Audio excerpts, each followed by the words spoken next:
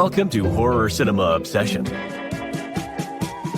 Here, we dive deep into the chilling depths of horror cinema, from the critically acclaimed scares to the laughably ludicrous, and even the delightfully obscure. Now, let's join our hosts, Richard and Angelus, as they share their love, laughs, and sometimes sheer disbelief at the world of horror movies. Hello, everyone. Welcome to another episode of the iconic Horror Cinema Obsession, where we cover a horror movie 1 week at a time. Yeah, good, bad, or indifferent. Yeah. We're going to do it. We break it apart. We give you the facts and the quirks, and in our final thoughts. And maybe a good laugh here and there. Yeah, who knows? My name is Angelus, and with me today is Richard. I'm not your beautiful co-host. It's fucked up, but it's cool. You're handsome. I'll allow it. You're handsome. I look beautiful. You got a very beautiful. You got a beautiful haircut. Oh, man. It's cute. Guys, she didn't even notice. I did notice. And I told her I was going to get a haircut. I did notice it. I just needed a minute to breathe before you were like, my haircut. No, it's cool. You didn't notice my haircut? I did. Your eyebrows look amazing. Oh, thanks. Anyways, Angelus, how's your week going? It's going. I survived it. I'm excited for next week because it's a short week. Oh, yeah, it's holiday week. Mm-hmm. My week's going. Meh. That's a meh. Meh. So my opinion of this week's movie might be a little jaded, but... Oh, shit. Yeah. Based on your week? Yeah, it's just meh. But although I don't know if it's like completely my week that did this, I think the movie just is meh. But it's got good parts. It's a girly movie, I feel like. Yeah, it's a teen kind of, not a movie for me per se, or maybe I just wasn't in the mood for it. No, I can't see it. If this was like your first time watching it in a while, I can't see this be like a hit for a 35-year-old man. Yeah, the movie we're talking about is 1996's The Craft. Yeah, I don't know. This movie, I think you said you've seen this several times. I have. I watched it several times. On and off. It's not like is it a yearly rotation or what? No, it's like on TV. So you're like, oh, cool, The Craft. We'll watch it. Okay. Or sometimes, you just end up scrolling endlessly for fucking 40 minutes. And you're like, oh, The Craft, sure. I like it. So we'll watch it. Put it on. I would have seen it in the only time I've really seen it. I've probably seen it twice. Would have been 96, 97. It would have been a rental from my sister. She's about 7 years older than me. So I was fairly young. That put me at like first grade, I think. Oh, kindergarten, first grade. So didn't have a huge impression on me. I'll be honest with you though. The movie, I didn't remember it being like this per se. I didn't know the magic was real in the movie. It's a fictional movie. I understand that. It's not based on a true story. But I thought within the movie, it was just kind of culty and it wasn't a real thing happening.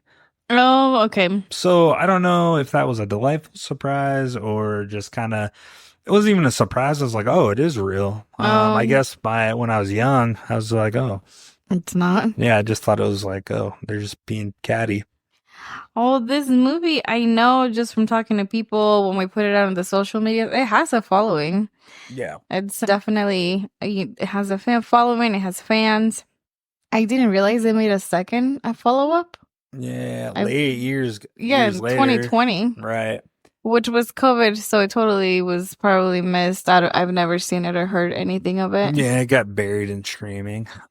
How do you feel about this movie? Yeah, like I said, I like it. Is it a masterpiece? No. Is it like deep? No.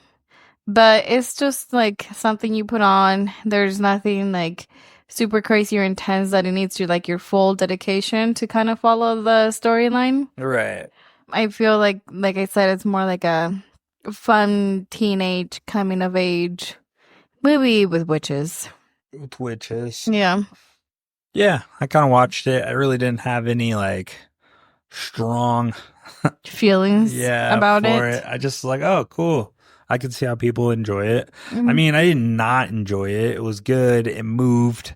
It wasn't super slow. It felt like it was a fairly short movie, but it was probably 130 minutes, Yeah. 120. It had some good acting and a lot of We had our up and comers. up and comer actors. Yeah, so this movie was released May 3rd, 1996. So what I was reading on research, or my research was in 96, its contemporaries, other movies that were out, it got overshadowed at the time. Especially there was a little movie called Scream A little. that came out in December of 96. So that really took over that year, but it did slowly and gradually, like most of the movies we've covered on this podcast, it gradually gets a cult following throughout the years. And that's kind of what happened here. People just over the years watched it, enjoyed it. It's been kind of everybody's like guilty pleasure, so to speak, you know? Did this come before or after Scream? Before, because it was released in May. Oh, okay. Yeah. You'd figure more people. I think maybe that's part of why some people go back, because Neve Campbell is in this too. Nev, yeah. Well, it's got Nev, it's got Skeet. I think that's what kind of, after Scream, they're like, oh, we know these actors. So they, were inclined to watch this movie. I think it helped it. I don't think it was negative being overshadowed. Yeah. It had a modest budget of about $15 million. Did you see how much it grossed worldwide? 24.8 is what I found. I got different. I got 55.6 million really? worldwide. That must be domestic. Domestic. Which isn't bad. I mean, it's not a huge margin because they usually they say profitable movie is it makes triple the amount. Mm-hmm. So this one didn't necessarily do that, but almost. It almost did. At least they didn't lose money. No, well, that's my thing is like it didn't lose money. So when I see someone, they're like, "Oh, it was a flop," and it still made 100 million, like these big mega movies. Yeah. It's like, It was not. fucking blow me. Like, come on, it still made a profit. Yeah. But I get it. They got all the things they have to pay and keep the machine turning. Yeah. Yeah, so this movie basically it takes place in Los Angeles, California. Specifically, it focuses on Catholic high school where main characters meet and develop their witchcraft. I thought that was a cool part of this. It was primarily filmed around Los Angeles. The key locations were Verdugo Hills High School and I can't even say it, Tujunga, Los Angeles. This served as a fictional high school where the characters attend. Paramount Ranch in Agora Hills, used for some outdoor scenes. Ocean Avenue in Santa Monica, Sarah's house, and other urban shots were filmed here. Various other LA locations were specific scenes adding to the authentic California vibe of the film. This mix of real LA spots and school settings helped ground the film in its sunny, urban, yet mystical atmosphere, is what the director is trying to go for. Okay. Yeah, did you have anything on that? No, yeah, just LA, very focused. Has some pretty cool scenes of the ocean and a very fancy looking Catholic school. Just to go back on the grossing amount of this movie. Sorry, backtracking. I did see this. This was interesting. It usually doesn't show me or I don't look at this, but I put this in my notes. It, just in comparison to the movies that came out as far as gross goes, domestic gross in 1996, this movie ranked 87th. Out of 100? I don't know how many, but it ranked 87th on the list. So there's 86 more movies ahead of it that it grossed more money, that they grossed more money. That's interesting. But its cultural impact, it wasn't major blockbuster like Independence Day or Mission Impossible that came out that year. It gained the cult status though over time, especially for its representation of witchcraft and 90s goth culture. It resonated deeply with teens and young adults, making it a defining film for its audiences, much like the inspiration it got was Clueless. And I think he said, what was it? Clueless. And then your movie that you like, Carrie. Oh yeah, So they were trying to kind of fuse those two together. yeah. Which I see can kind of that. see the blend, actually. They do a fairly good job of that. So no wonder it's not for a 35-year-old man to watch or a 7-year-old boy to watch. It's just Yeah. not for that audience. No, It's not a Transformer, but it's not a mob movie. there you go. It just wasn't for adult males Mm-mm. per se. Unless you're into that kind of thing, no shame on your game. And then I do have, sorry, continuing. Do you have anything you want to add to that? No, I was gonna ask you, didn't you make a fancy purchase this week? I don't want to talk about it. Oh, okay. I did. This is like my 5th. I have the worst luck, guys. So if you want to shoot me recommendations, this is my 5th robot vacuum, all different brands, all price ranges. And this one's the middle of the price range, but I've gotten expensive ones. I've gotten cheap ones. They all break within like a week. And I'm not even putting it through the fucking ringer. It's like pretty modest cleaning. Clean floors too, I feel like. Fairly clean. Yeah. This one is. Call them bullshit, man. I just remember because I came back this morning and you had it boxed up and I was like, whoa, Yeah. where's our friend going? Kicking in the fucking curb, man. No more. I'm just not meant to have a robot vacuum. I don't know why they break. I don't know why they don't like Richard. I don't know. They break, but they act like I'm fucking working them super hard. Maybe it was fucking had a spell on it. Yeah, maybe. But yeah, thanks for opening that wound. It's cool. It's cool. I was just curious. So let's see. I did want to compare it. I thought this 1996 was interesting as far as horror films.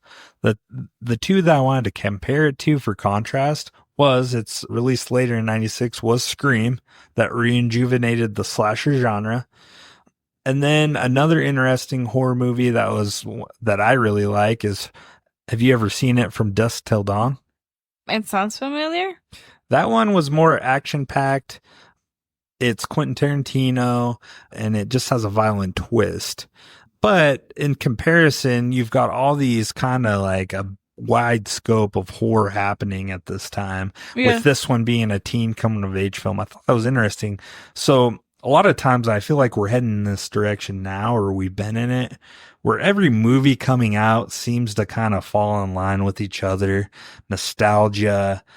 You know, it's not, nothing's like brand new anymore. It's like, it's almost all retread, or you get like, and I enjoy it, Alien Romulus.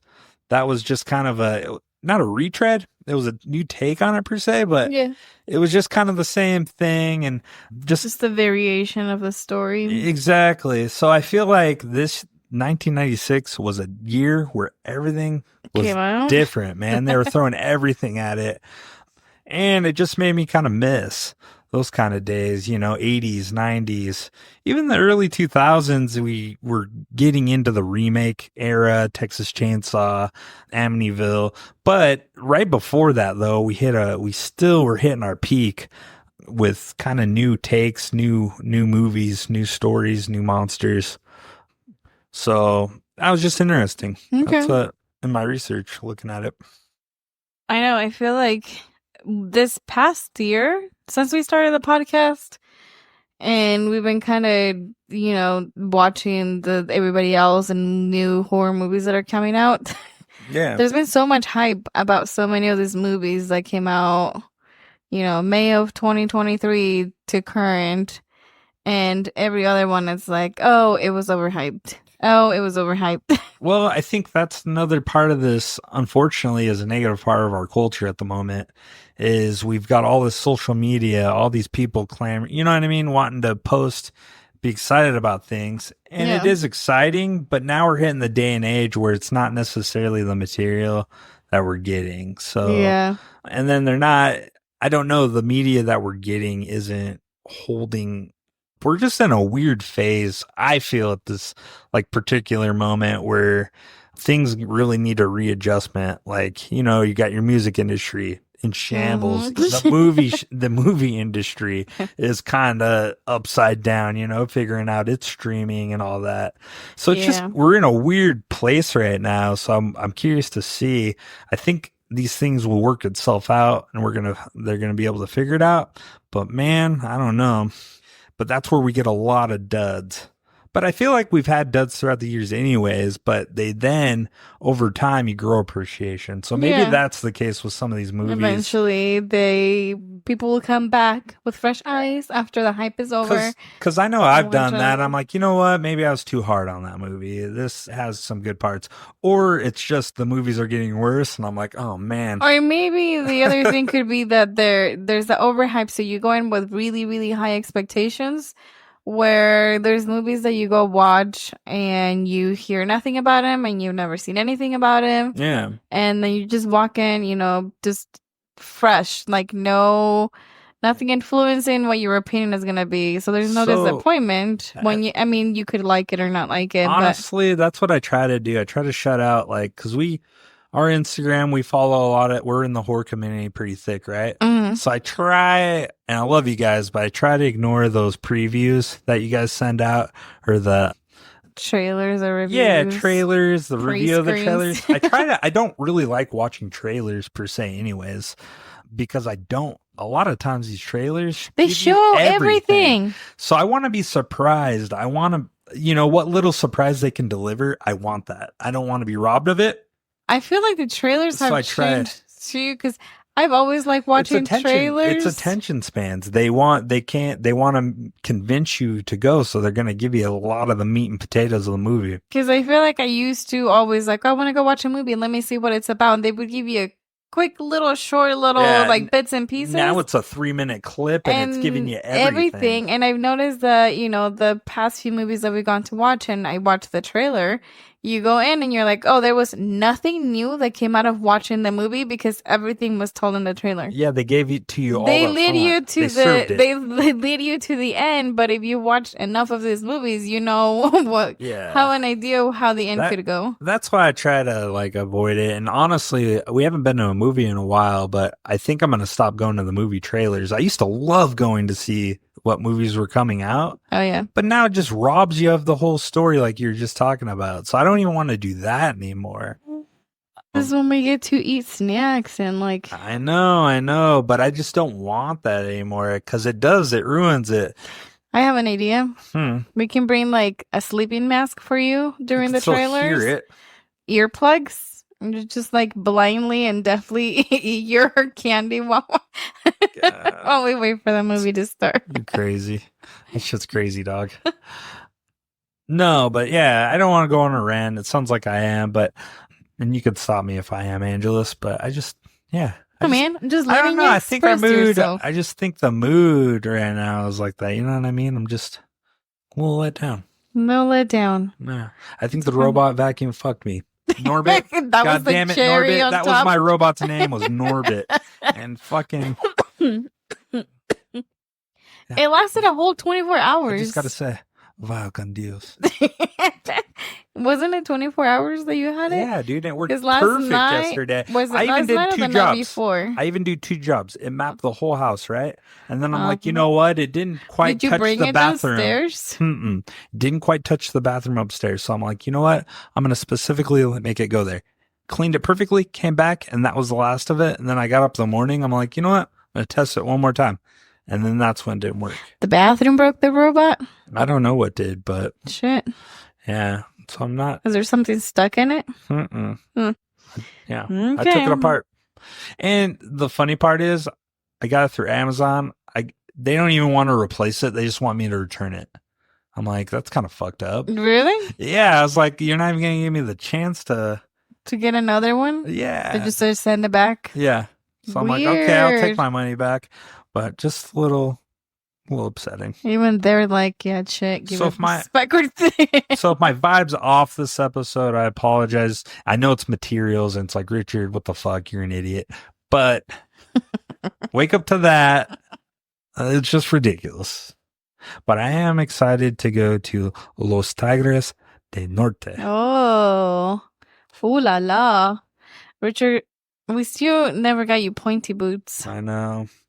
You Or guys, big-ass we're belt buckle. exposing Richard to his first Mexican concert tonight. No. Which one was the first one? Vicente Fernandez. No, he's been dead for years, Richard. Let the man rest. Yeah, this will be my first one, but I feel like I've always been there in spirit. So, No. yeah. What's your favorite song about from them? I like You're like, Sailing Away. oh, yeah, I know that one. It's very special to me. Oh my gosh. What's your favorite? La Puerta Negra. That's what I said. Oh, okay. That's what's up. That's what's up. Anyways, we got to get back to this. But that's tonight. I'm excited. That's why we got to kind of hurry through. We're not going to hurry ourselves, but that's why we got a kind of a deadline. Oh, deadline. But that being said, I did look into Wiccan and Wicca witchcraft. There's a difference? I don't know if there's a difference. I was trying to look. There isn't much. Okay. I think it might be like Spanish language where Wiccan is men and Wicca is female. Oh, okay. Like warlock and like. But I've seen it when in my research, it was going two ways. They would either say Wicca or they say Wiccan. And to that, I said Wicca, please. So. Oh my God. Richard. What? Oh. Oh, it's a good Wiccan joke. You know, I had It goes a coworker. it goes great at the goth clubs. I had a coworker on my first job. So I was like 18. And my first adult job, and she told us that she was a Wiccan, and then we were like, "What? You're like all ignorant 18-year-olds?" And she was like, "Yeah." She's And at like, the time, you were super religious, weren't you? I'm not that crazy religious, but I was more into religion. But she, Well, you're still into it because you make me take down my Ouija board when your dad my comes God, over. he's gonna judge our life so hard. He would just give us a silent like grin. Like, I just want him to look at me, and then my eyes just turn red. I'm like, and you float, you levitate in the office. he'll start bringing over like hundreds of prayer Oh, candles. he will knock you down and be like, no. Anyways, continue. You had a coworker. Yeah, she like, I don't remember why, but she said that she was Wiccan, and we were like, I don't think that she knew what it was, because she was like smiling about it, and we were like, oh, okay, what is that? And she's like, oh, we practice like magic and stuff. And I was like, Jennifer, your name's Jennifer. That's not a lot of information. And we were like, so you're like a witch or something? And she was like, no, but for you, fine. He stole my energy drink. Oh, yeah. But yeah, so I met a Wiccan, but Gotta she pour a never. little out. Here's to my homie. No, I shot for Norbert.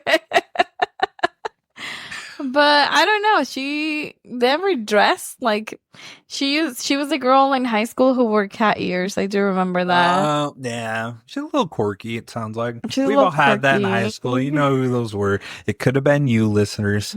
I had a little bit of that quirkiness. Yeah. So I didn't realize we even went to the same high school until Oh shit! we had that job. And she's like, yeah. And then my other friend was She's like, I know you, Angelus. We sat next to each other in AP Bio. I was like, no, sorry. Wow. We didn't sit next to each other, but my other friend was like, yeah, remember the girl at school with the cat ears? I was like, yeah. She goes, that's her. And I was like, oh. I'm like, where's your cat ears? No, she would meow at us. Oh fuck! Even she was Even like, at 18? she was a year or two older than us. Oh. So even as a 19, 20-year-old at work, sometimes she would just look at us and be like, meow. And we're like, Jennifer, knock it off. That's why we got a cat. No. That's why we got Wellesley. But yeah, she would meow and just like at times come up to you and just pretend to scratch you. I don't think she even owned the cat, so I don't know. She was the cat, dog. Wow, that's cool. I ran into her at Joanne's last year. Joanne's Fabrics. Yes, and I saw her and I looked down and I turned around. I was like, nope, I don't know her. That's fucked up.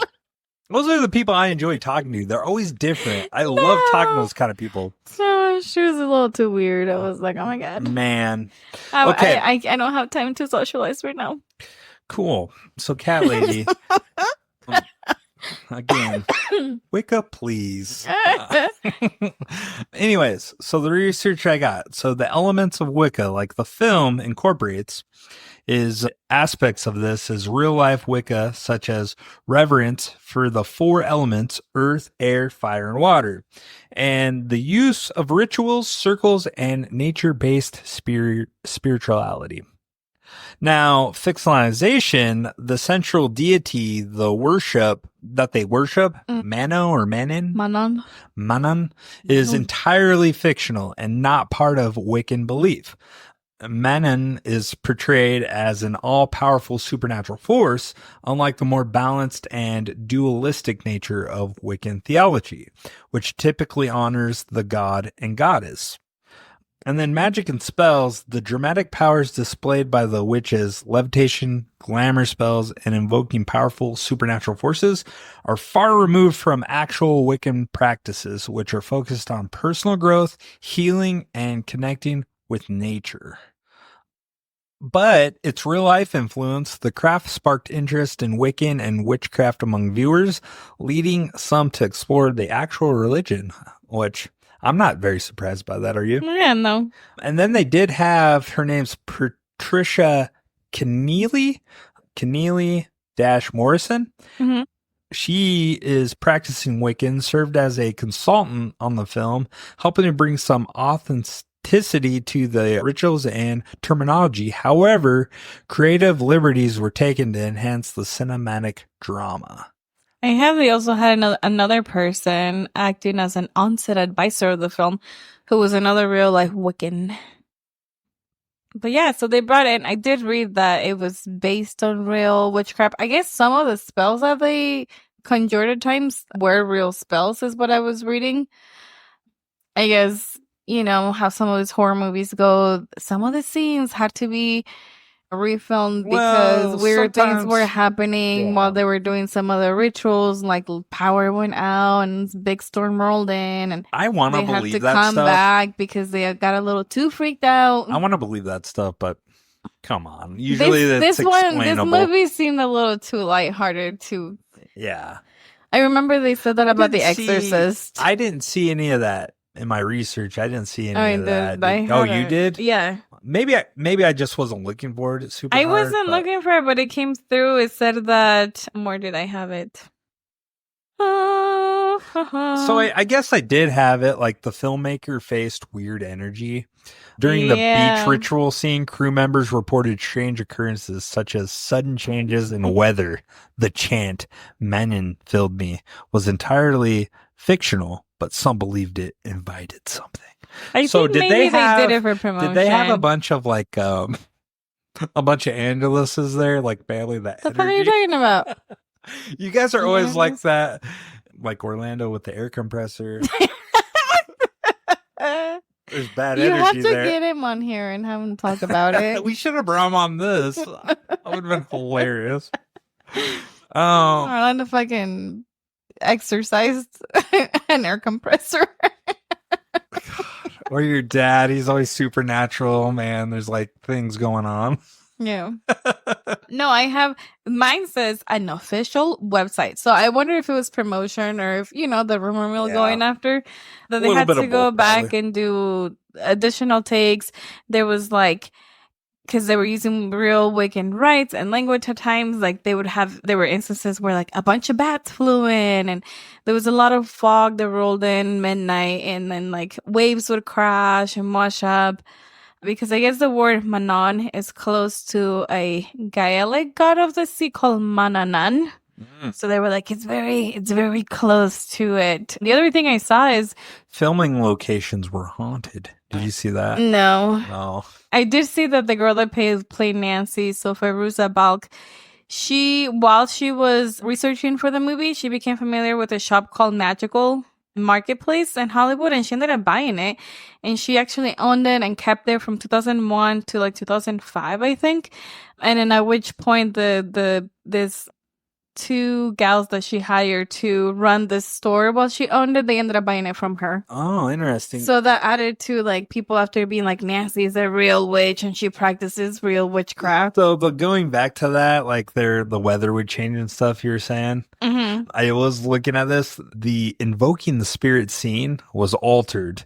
During filming, the production had to change some dialogue because a storm began brewing suddenly, unnerving the cast and crew. You think that's real? I don't know. Again, is this real or is this like promotion to get more people to be like, ooh, they did use real? Because I remember they did that a lot with The Exorcist. Poltergeist was another one. Remember all those actors that died and they were like, oh, it was because it was haunted. Yeah, people always try to associate, especially ghost movies or this kind of like supernatural possession ones. People are always like, oh my God. It's like, come on, guys. It's a story. They're filming. But I don't want to like disparage that.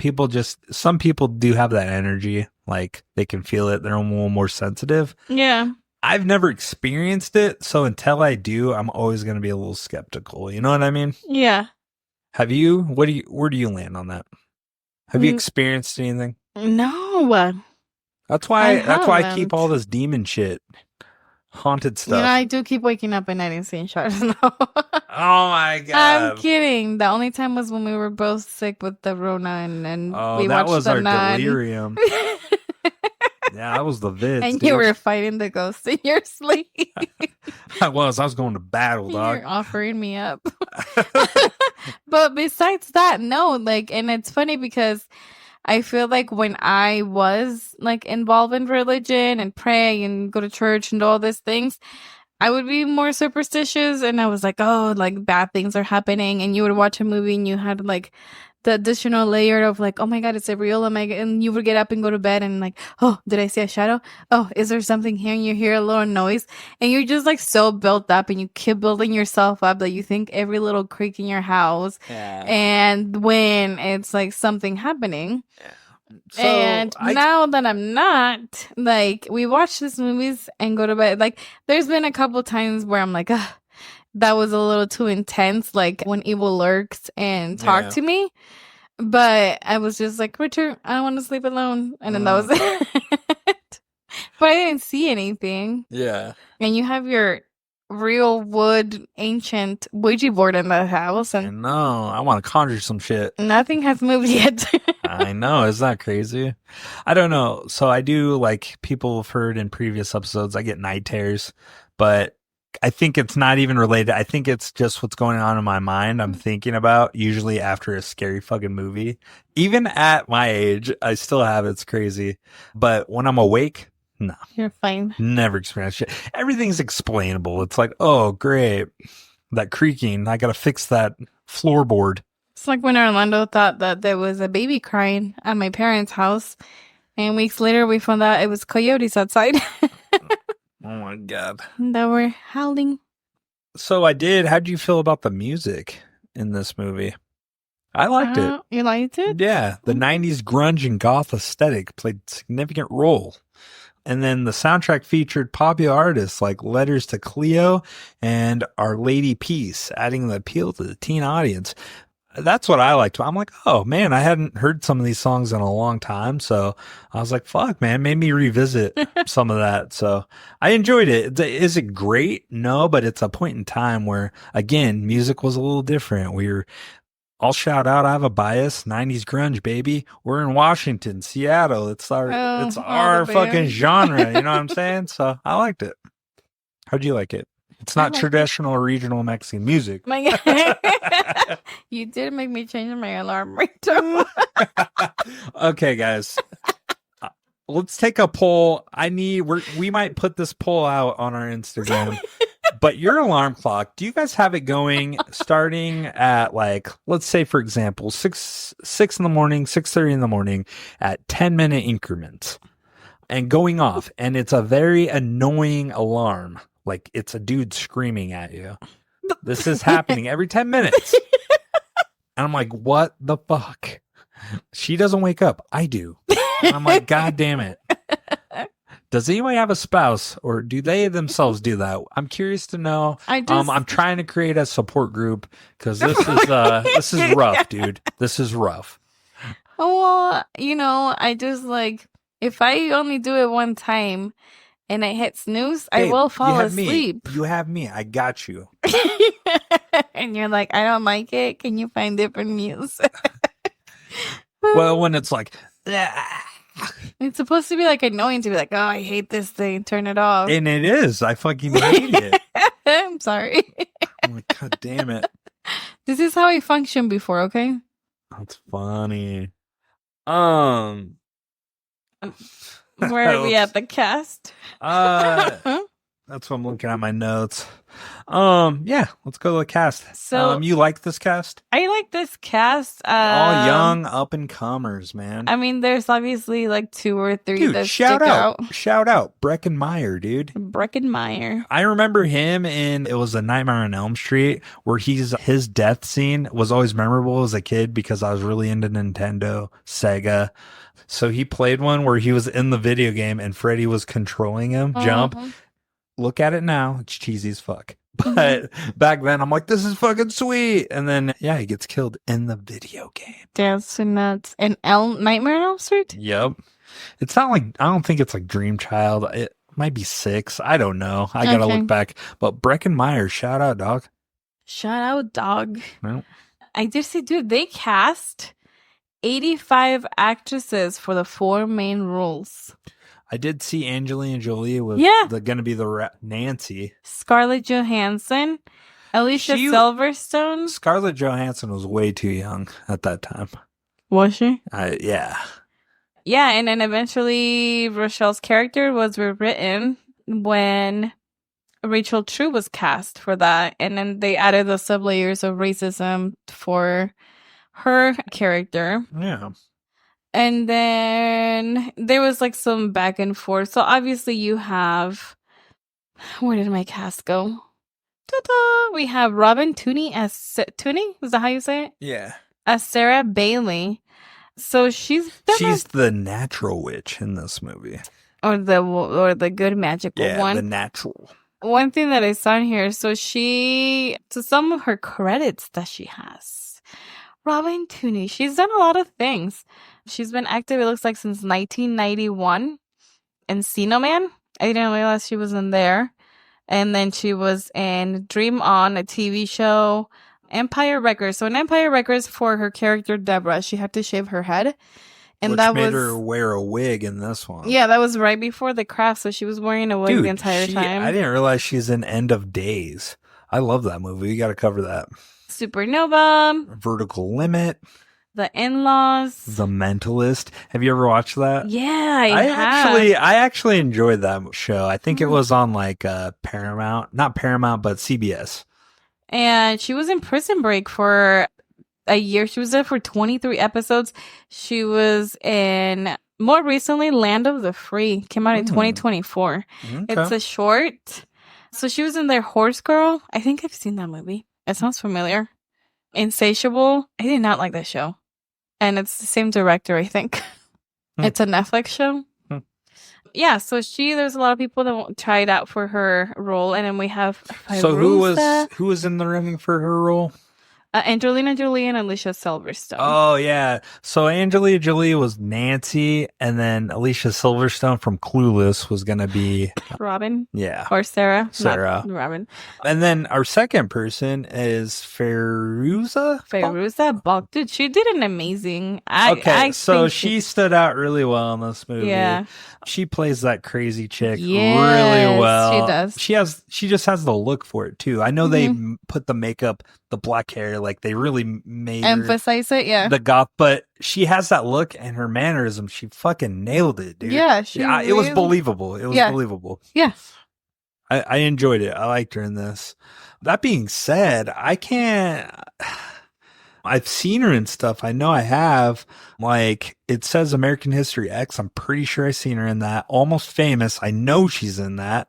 But it's not, I don't remember like I do in this movie. Okay. She's synonymous with this movie, but I don't remember like The Island of Dr. Moreau. Mm-hmm. She's in that alongside Marlon Brando and Val Kilmer, but I got to revisit that movie. Okay. But looking at her filmography, what else? Maybe I know her in something else, but she has a face that I've recognized. Yeah, Almost Famous. She was there. That came out in 2000. Let's see. Justice League on the TV series. She was there for a couple episodes though. Battle Scars. She's in the Craft Legacy. Yeah. So that's why it kept coming up. So they did a follow up and she's in there. Trespassers 2018. Trespassers? Yes. And then Shet Year. And then more recently in 2023, she did a voice for, it's called The Skull, a Tyrolean folk tale, which is kind of an odd choice for her, but I liked her. This is her role. It's her iconic role. She's going to be forever like tied to this, which isn't a bad thing. I think this is great. Mm-hmm. So I think she's perfectly cast. And then we have Neve Campbell as Bonnie Harper with the moldy skin. And we talked about her before. Yeah. She's an iconic Scream Queen, baby. Scream Queen. So was this her first major picture role or? No, so she's been active. It looks like 1991. She was on a TV show called Catwalk for a year. Whoa. Drop this. I didn't realize this. Oh. She's fucking Canadian? Wow, dude. More talent coming out of Canada. Hash Brown, Ryan Reynolds, Hash Brown, Nickelback, now Hash Brown, Neve Campbell? Hashtag Justin Bieber? I'm kidding. Get out. Get the fuck out. I'm kidding. Give the guy a break, okay? Oh my God. Yeah, the diddler. Not funny. I know. I'm sorry. Too soon. But anyways, I didn't know she was Canadian. Wow. She was a dancer before transitioning to acting? What the fuck? She's been in a few other movies before. Oh, that's right. I knew this because we've covered this before. Party of Five. That was her kind of her breakout, was Party of Five. She played Julia Salinger. I never really got into it. That was kind of before my time, but I wasn't really into those teen shows anyways. She was back to back. She did The Craft, she did Scream, she did Wild Thing. So she hit the ground running from 96 to about 2005. She was fucking red hot and did those Wild Things. I think that's where we see more bacon wiener. Mm-hmm. And you always remind me, it's kind of weird. After how many times you pointed it out last week? 11 times in Hollow Man, guys. Digital bacon wiener. Just if you were curious, that was a Horror Cinema Obsession exclusive. Stupid. But what else do you have? Sorry, I cut you off. No, that's it. So, yeah, I mean, a lot of those Scream remake movies she's been in. And more recently, she was in the TV show called The Lincoln Lawyer for 2 years. And Twisted Metal. And guess what, you guys? She's going to be in Scream 7 coming out in 2026. Ooh-wee. Replacing her I got a question for Sydney. I got a question for you. Question away. And I'm sure I've already asked this. Okay. Since Scream was our first movie we ever covered on Horror Cinema Obsession. It's our legacy episode. Go ahead and listen to it. Complete crap. How do you feel about the Scream franchise? I don't know. You fucking love it. Revisited it like Wait, a couple of years ago. So a couple of years ago, before I met you, I forced Matheson to watch them with me. And actually, I enjoyed every single one of them. Again? Yeah, I enjoyed them. Oh, I've never watched all of them. Yeah, I have, and I watched them in sequential order. Oh. And fucking A, dude, I liked all of them. They're cheesy, but they're fun. I think I watched the first 2 or 3. And that was it. And then I watched the MTV show Scream. I enjoyed that one. I never seen the show. Except for they came back after a year or 2 years after and they did another season. I started watching and I was like, whoa, this is way off than the original story that they did. Yeah. But after that, that's it. Okay, we'll have to watch some more. Maybe in our next round of movies, we'll throw a Scream in there. Scream. Again, I'm asking a lot of our listeners, please shout out, what's your favorite Scream movie in the franchise? Let us know. Scream 7. Just kidding. Okay, our next Actor is Rachel True, and that's Rochelle Zimmerman. Repeat, Rochelle Zimmerman. Dun, dun, dun. Her role is Rochelle. Rochelle is the kind-hearted but insecure member of the coven who seeks revenge on her racist classmate, Ben Stiller's wife. I didn't realize they were married in real life. Or Marcia. You can call her Marcia, too, in the Brady Bunch remake. I know they were, what was it? The Dodgeball movie? Yeah. That's where I saw them together. So, how'd you feel about her? I thought she did a pretty good job. She did really do a good job. She had another face that I remembered, and here is why. Oh. I believe it was Sharknado 2, the second one. Had a fun role in the campy disaster sequel. Oh, okay. I think she was in that. She played like a cameo or something. Oh, I see.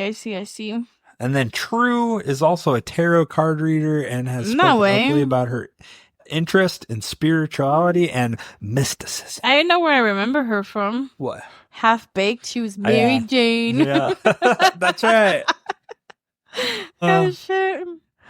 Mary Jane Popman in the cult stoner comedy. Half Baked was good, dude. Isn't that the one where he feeds the horse? He does. And then he kills it because the horse is allergic and he's like, the horse had like mortified. diabetes or something. My favorite scene is when the guy gets fired and he's like, Fuck I'm you, not gonna fuck do you. what everyone thinks and freak out. And I just want to know who's coming with me. Fuck you. You're cool. Fuck you. It's my favorite. I love that. Anybody that's worked in fast food has experienced that. You feel shit. it. You're like, yes. Yeah. Fuck everybody. Oh, man. She was in something else called Auteur Fury, The Apartment Complex, Love Song. So she had a lot of work. Yes, she's been busy. Pink eye. What the fuck? Whoa. Let's see. Yes, you mentioned Sharknado. A House Is Not a Home. The Manor. Agnes. Day Manor. Horror, Noir, and more recently, they did another fucking Half Baked Totally High. Oh. In 2024. What? Was Chappelle in that? Let me see. Is Chappelle on this? No way. Dexter, Dearden, Moses Storm, and Ramona Young. So is this like a remake? That's a retread or something. We're not interested. Chappelle's not in it. Nah, man. Dave Chappelle, dog. The GOAT. No, he's not in there. And then our next one. Do you have any more on? No. Rochelle? That's... Our next one is, and we know him, I guess we could call him a Scream King. Is he? Maybe. I think this is the second thing I've seen him on. Third, fourth thing. Yeah, he looks pained. Ulrich. He plays Chris Hooker. And he is a real life hooker. Yeah, he plays the man-child teen in this movie. So, yeah, his big break, I believe, was he in Party of Five too with Nev? I don't see it on here. I see he was in Teenage Last Dance and then The Craft. So this was early on, and then of course Scream. He did a movie I believe I covered in our Scream episode with Cuba Gooding Jr. that I'll always remember. Oh yeah, where it was like a buddy movie where they're trying to like escape and action. More recently, he was in a TV show called Parish in 2024. Yeah, super cool, you guys. He was in Scream 6 as well. I'm feeling woozy, man. As Billy Loomis. He keeps coming back. I thought he died. That wasn't Billy's quote, but that's our boy. I had to shout him out. Fucking Matt. Yeah.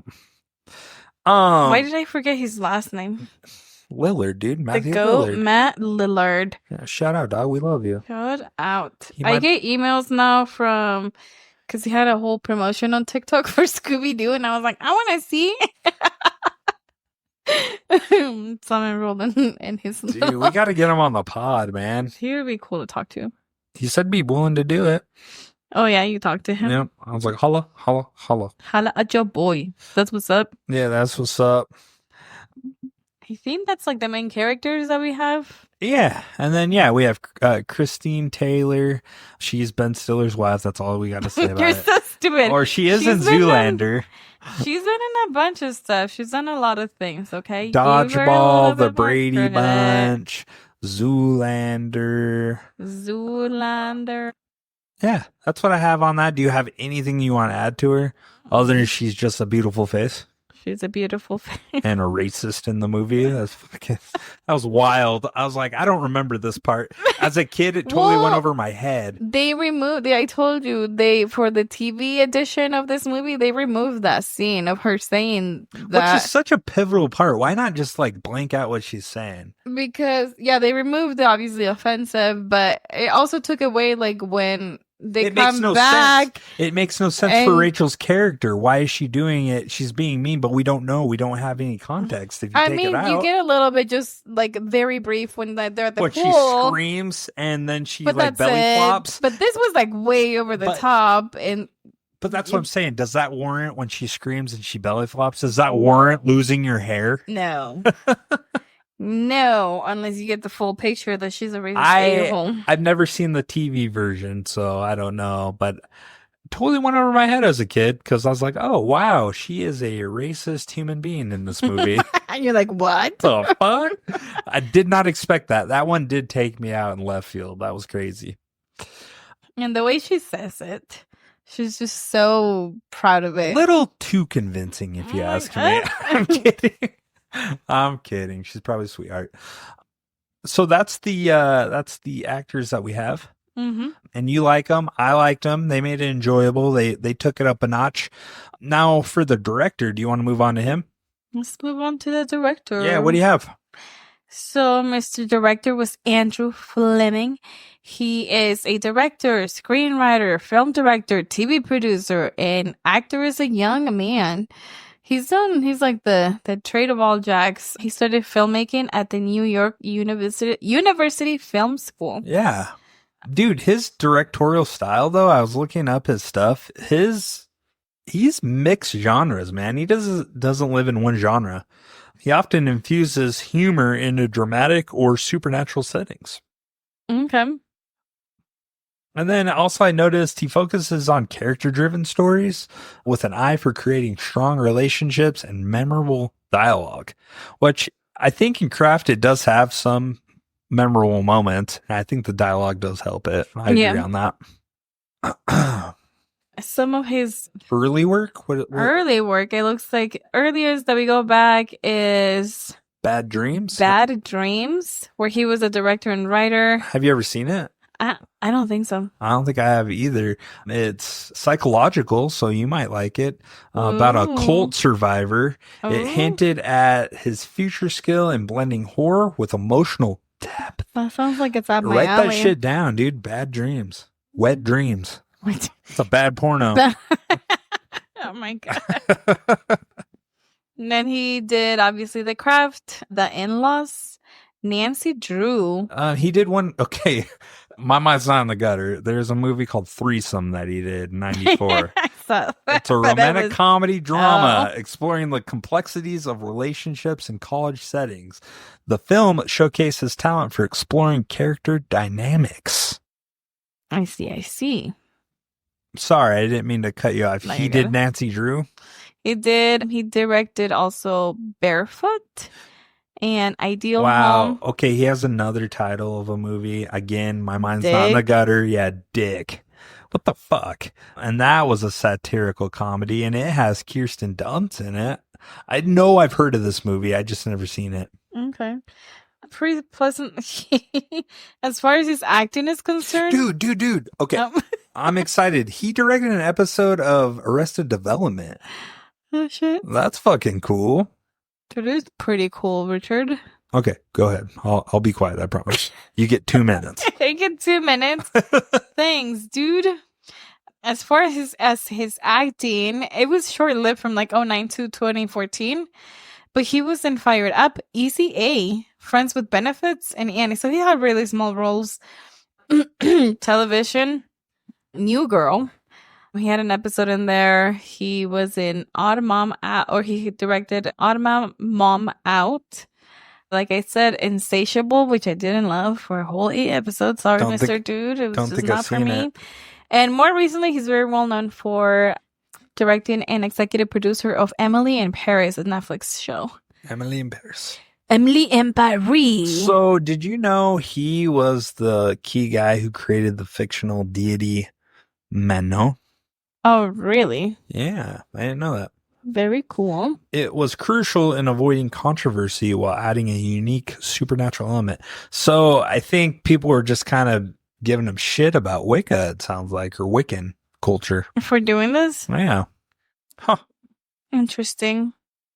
So I do have Andrew Fleming's influence and motivations for the craft if you're interested. Okay. They're rooted in his desire to create a film that explored female empowerment, the dynamics of teenage friendships, and the allure and danger of power, all while blending supernatural elements with good grounded high school drama. Here's a deeper look into his influences. And that was like teen movies with a dark edge. Carrie, like I mentioned earlier, which explored teenage alienation and consequences of power. He also looked at Heathers. That's a dark humor and biting commentary on high school cliques and relationships, which I could see that infusing into this movie. Mm-hmm.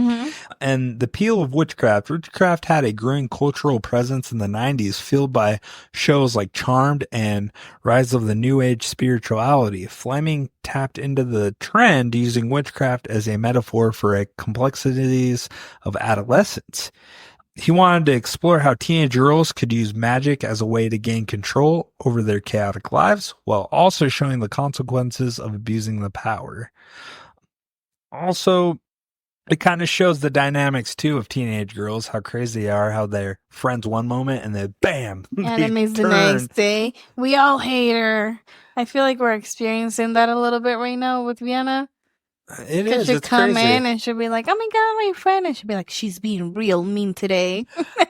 Yeah, you get the vibe, dude. She's like, nobody's talking to her. I'm like, did anybody tell her what she did wrong? And she's like, no. Well, somebody tried to. Like, somebody should tell her what she did wrong. Fucking nuts, dog. Can I call her and be like, yo, Ron, stop saying those things. Funny that you brought up Charmed.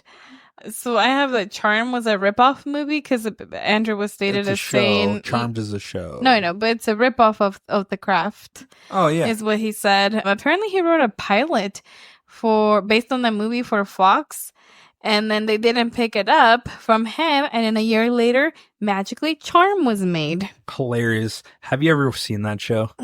No, I think I've seen like trailer commercials when TV's on. Back in high school, when I would Was get this sick, your thing? it was not. When I was Oh, sick, Richard's coming out with all the. no, but back in high school, I just remember when I was sick, it would always be a rerun on TNT. Mm-hmm. I'm like, what the fuck is this shit? I just want to watch some movies here, man. What Teenage Ninja Mutant Turtles? No, as a teenager. Oh, you didn't watch the Teenage Turtles no more? No, Oh, okay. I'm a grown ass man at that point. You know what I'm saying? Oh, okay. I have Making peach money fuzz. moves. Exactly.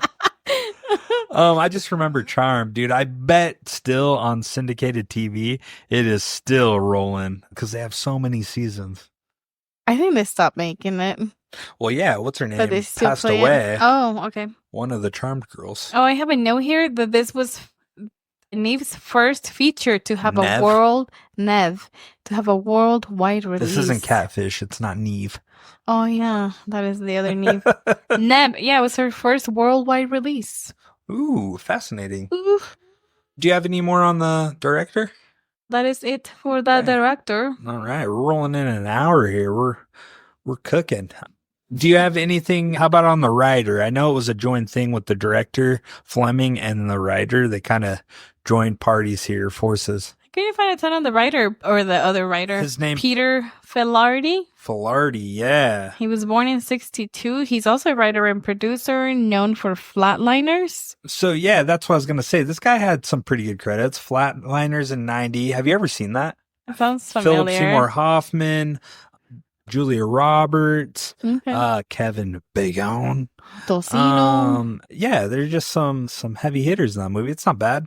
So, and then he did Salem's Lot, 2004 TV miniseries that Stephen King did himself, and I thought that was a pretty good miniseries. So this guy has some pretty good stuff, but I didn't find a whole lot either. It seems like he's pretty private. Yeah, I was gonna say maybe he likes to keep his stuff private.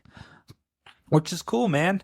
And I don't mean to glaze through it. He just doesn't have a whole lot of info. Bio out there for the world to research. Oh, I did see that the director was aiming at an MPAA PG-13 rating, but because they used witchcraft, they were like R. And I didn't see anything that was kind of rated R other than like some sexual kind of tension. Oh, the rapey scene. Not rapey, because there really wasn't too much. Just a little touchy. Yeah, I didn't see anything that warranted that.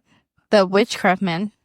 People don't like black magic. Yeah, fascinating. Do you have anything else? One last thing before we go on a break. Okay. The movie in Germany was titled Der Hexen Club, which translates to the Witches Club. The what? The Hexen Club.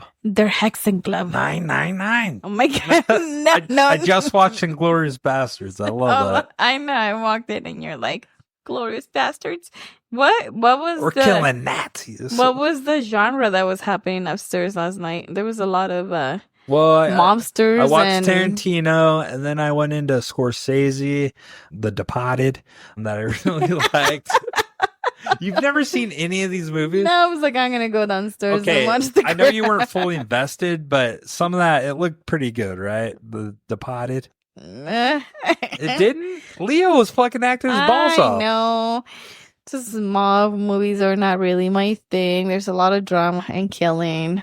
I like it. It's pretty good. I know. There's a lot, if you give it a chance, there's a lot of story in it. I'll try it. Okay. Are you ready for a break?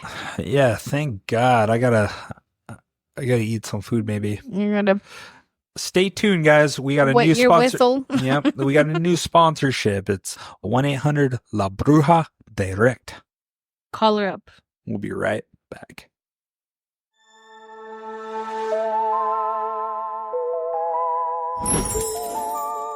Hola, hola, mis amores. Do you feel lost, like your ex's bad energy is clogging your vibes? Or maybe you just need a little spice revenge? Well, don't wait. Call La Bruja Direct. I'm Angeles, your favorite bruja on speed dial, here to sprinkle a little magic into your mundane life. Darling, I see everything. Like you. Yes, you. Sitting there with your cold-ass coffee and empty love life.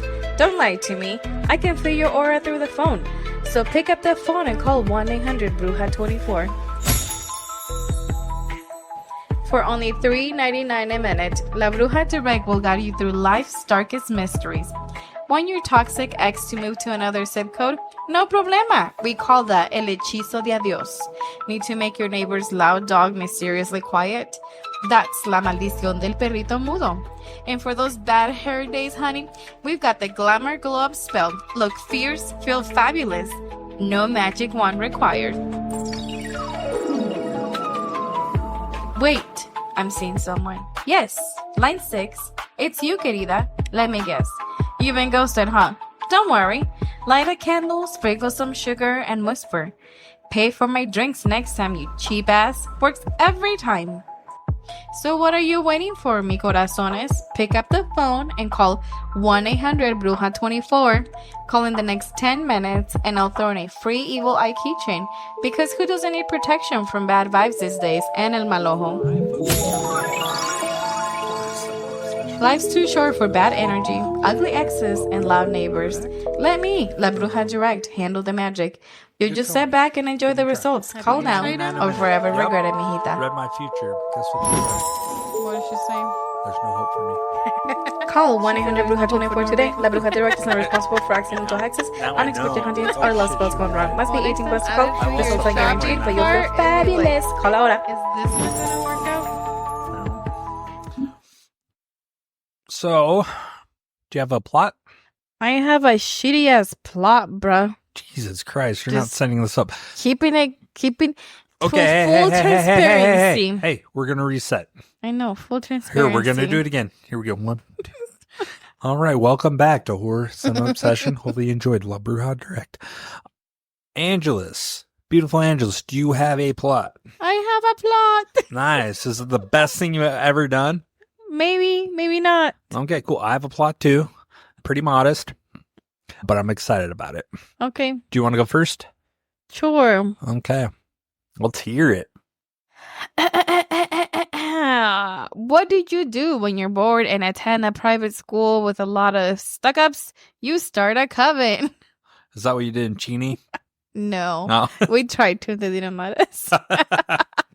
What a better way to pass the time than to cast spells on your classmates, to do what you want, even stalk you. The story of 4 girls who played with fire and got a little burnt was started as an innocent way to make friends land Sarah in a coven with a friend who gets a little too power hungry. When things get a little too real too fast, Sarah wants an out, at which point her close-knit coven turns their backs on her and make her the target of a teenage girl witch drama.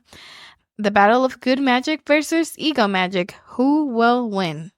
Ooh, okay. Da-da-da-da. Okay. And go. I like mine. I like yours too. But mine starts off moldy skin, leaky roofs, not a problem. High school my can God. be bananas.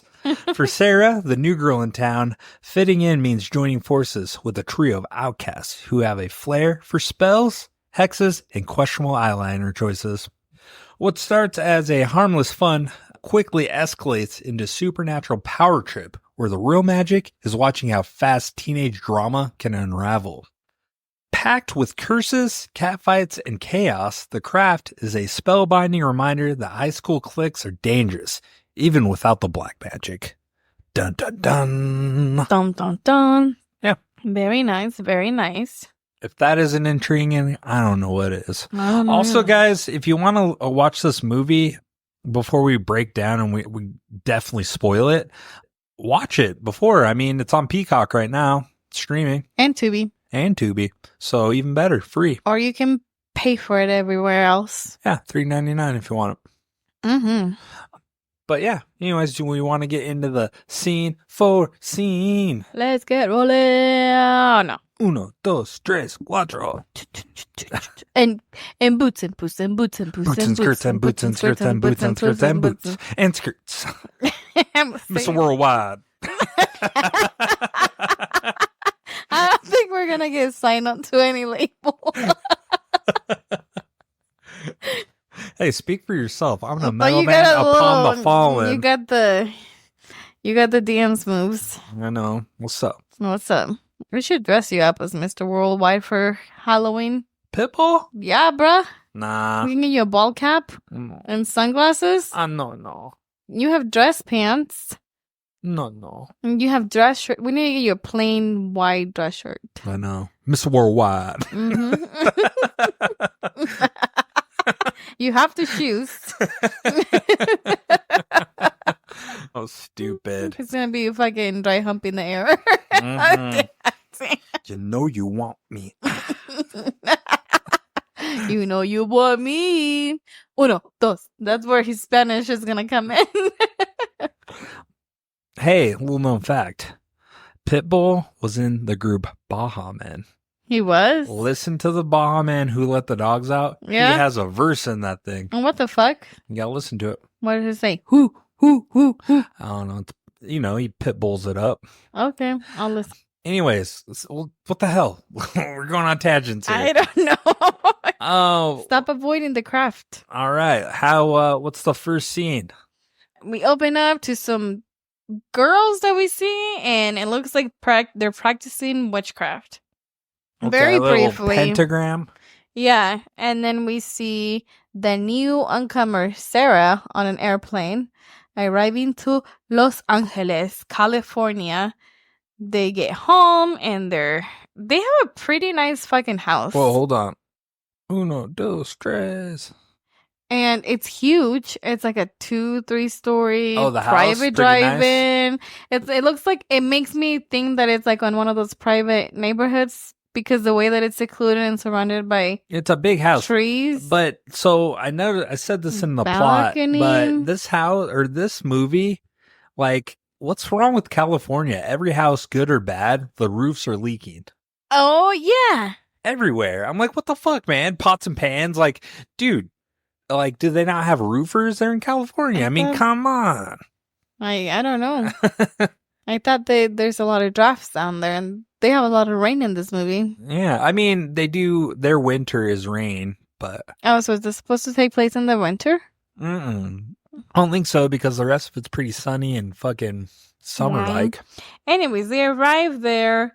It's a nice house, and yeah, immediately it's leaking, and we see Sarah's unpacking. She goes downstairs, and she's going through some frames And close to the front door. Okay, and this is real life shit, man. Spokane, we're going through it right now. She has a run-in with, let's call him a vagrant. He comes in with a snake. This poor man, he looks like he has some sort of like mental issues. Yeah, And definitely he's down just- on his luck. He's mumbling, and he has a snake. Yeah. And he's trying to talk to her, and he's like, "Here, take it. Like, I had a dream about you." And she immediately starts freaking out. But it's hinting that she has like powers that she doesn't know about.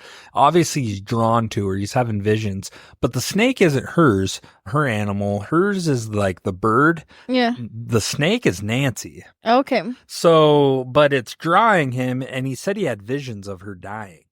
Yeah. And like, has a spiders and dream of her. snakes. Yeah. So, hinting that the powers and what's to come, Mm-hmm. it's kind of because he's having visions that she died. And we hear that later, too, when she runs into him on again? the street. Yeah. And her dad comes running down. He hears a scream, and he's like, "Man, scream away." Yeah, he's like, get the Get fuck outta out of here. here. You know what that reminds me of? Remember that one time we were recording? I forgot what episode. But my camera's at Matheson Manor. The camera's going off.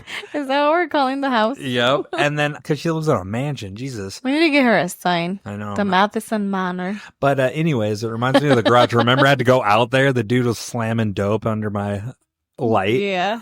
I had to kick him in the ass. Get the fuck out of here, man. That was The hilarious. dude leaves, but he drops his snake. And both Sarah and her dad are like, startled by it because the snake's like so close to him. And- And we go to the and next. he like kills it. Yeah, he stabs it. But then we see her being dropped off at school, and he's like, her dad was like, you don't have to go, man. You don't even have your outfit. You can wait. And she's like, what, am I going to watch this daytime TV all the time? Like, what's going on here? And then the other thing, I don't know about you, but he drops her off. He's like, I'll pick you up. And she's like, no, I told you I'll walk home. How close is this school to her house? Like, is she familiar with the I neighborhood? know, like, skibbity riz, dude. I don't know if I use that. Is That's she- total skibbity Ohio. Is she fucking familiar with the terrain? Maybe I personally wouldn't feel comfortable walking back by myself from school. A Being brand a new teenage place. girl in high school when you're not familiar with it, unless it was like down the street, but I don't know. And Los Angeles. It's a total, I mean, there's no way I'd let Vienna be doing that shit. I'm Yeah. like, no, that's not happening. And you see the school, it's a pretty big school. It's a private religious school. And then you kind of start seeing some of the different characters and the kids that go to this school. And then you see the 3 burnouts.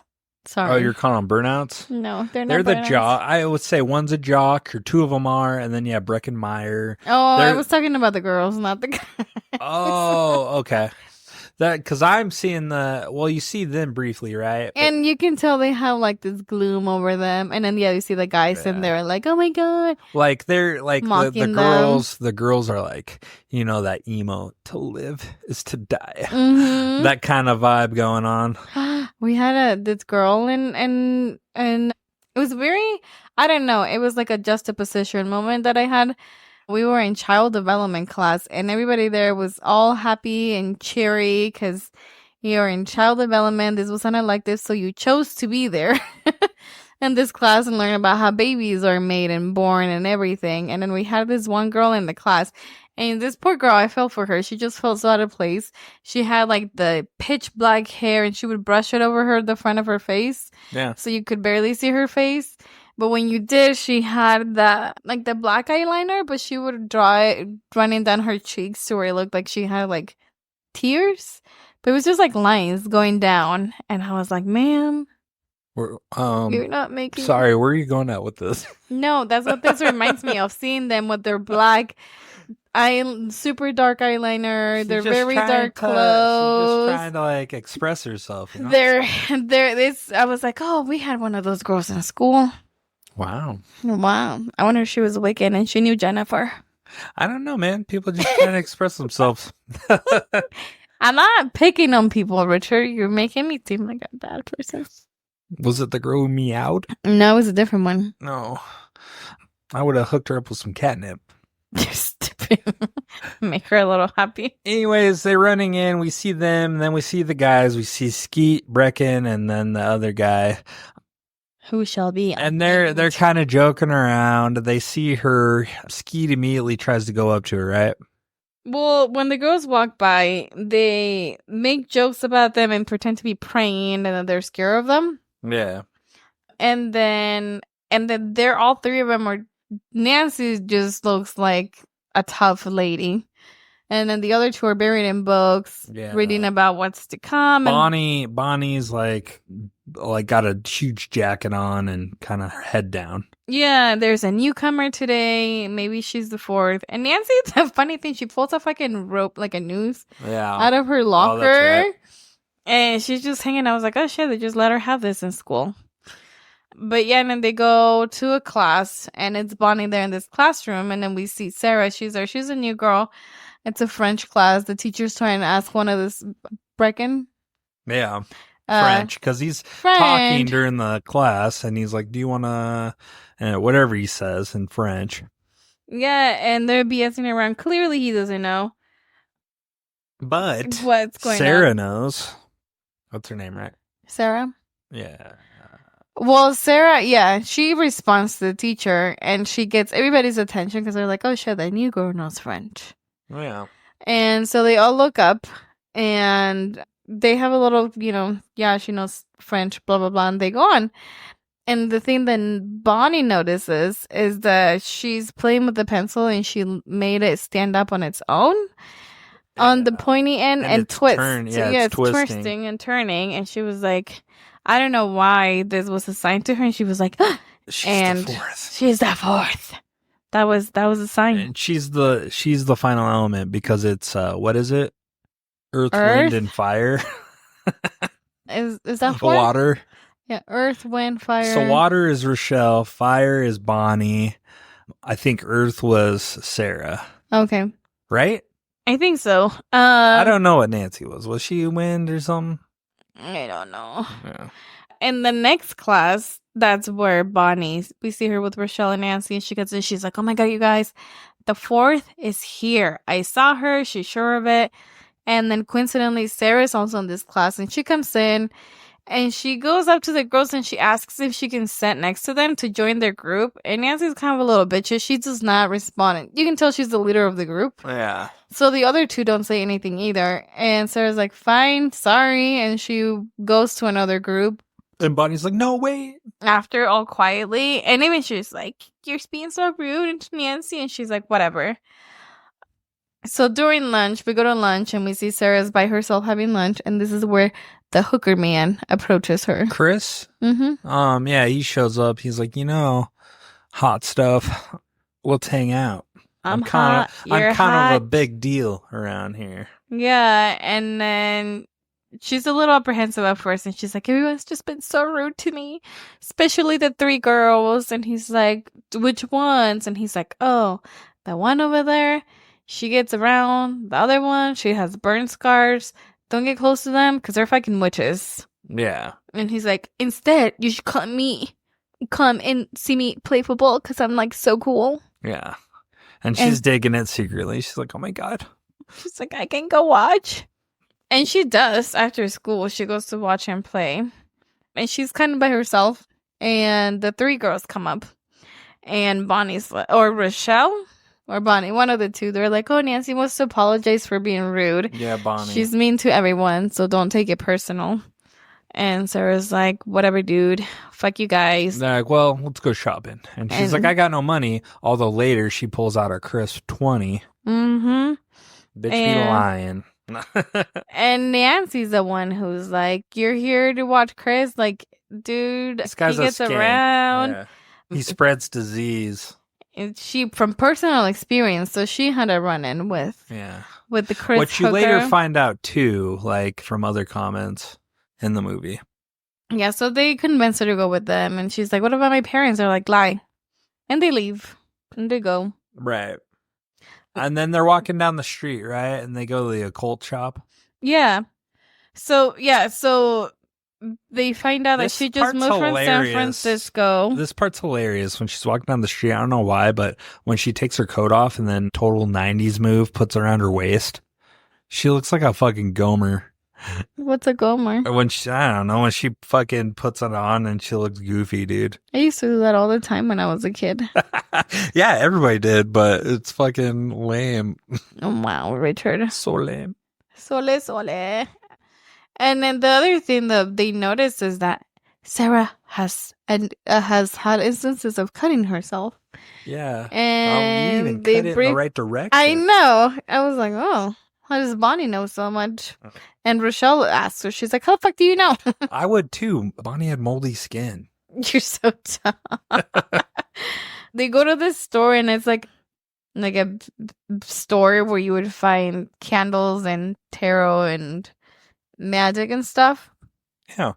And Bonnie finds a book and she comes up to Sarah, which is really weird because they just met. And she's like, put it in your bag for me. Steal it from I me. ain't stealing this shit. Yeah. She's like, you write wishes or stuff in here and like it comes true, all of your... And she's like, you guys dreams. believe in this stuff? And they're like, oh yeah. And then Sarah tries to open a curtain, and this is where the store owner, she kind of makes a spotlight, and she's like, that's not for you. Mm-hmm. And she's like, are you actually going to pay for that book? And she's like, yeah. And she's like, oh, you're not. You're not like the others. So on the way out, like Sarah, now she's like grabbing candles, and the lady's like, are you familiar with candles? And she's like, no, I don't do any of this. I'm just here. So she gives her a book about candles, and she buys it too. Which I would have been like, I don't know nothing, man. I don't want to buy anything. But yeah, it was the book on the craft.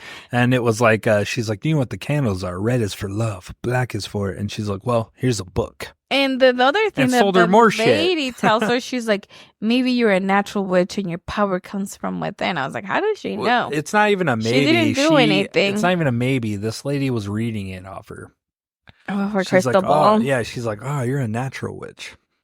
And then they're out on the street again. And by this time, it's nighttime. So the day went by pretty fucking fast. Yeah. And Nancy's ready to go home.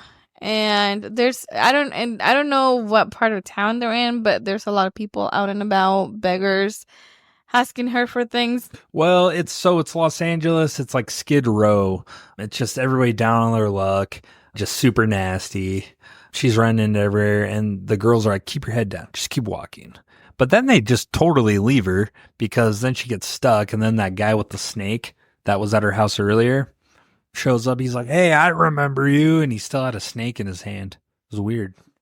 And then again, he's like, I'm having dreams about you and you die. And he starts following her and she freaks out and she starts running. Yeah.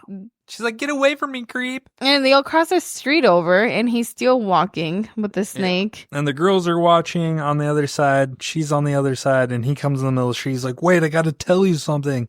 And then he stops and then bam, gets ran over by a truck, which is a pretty cool effect because then you see like the body double. Yeah. Like the fake body rolling under the tire and gets launched out. I thought that was pretty cool. Yeah.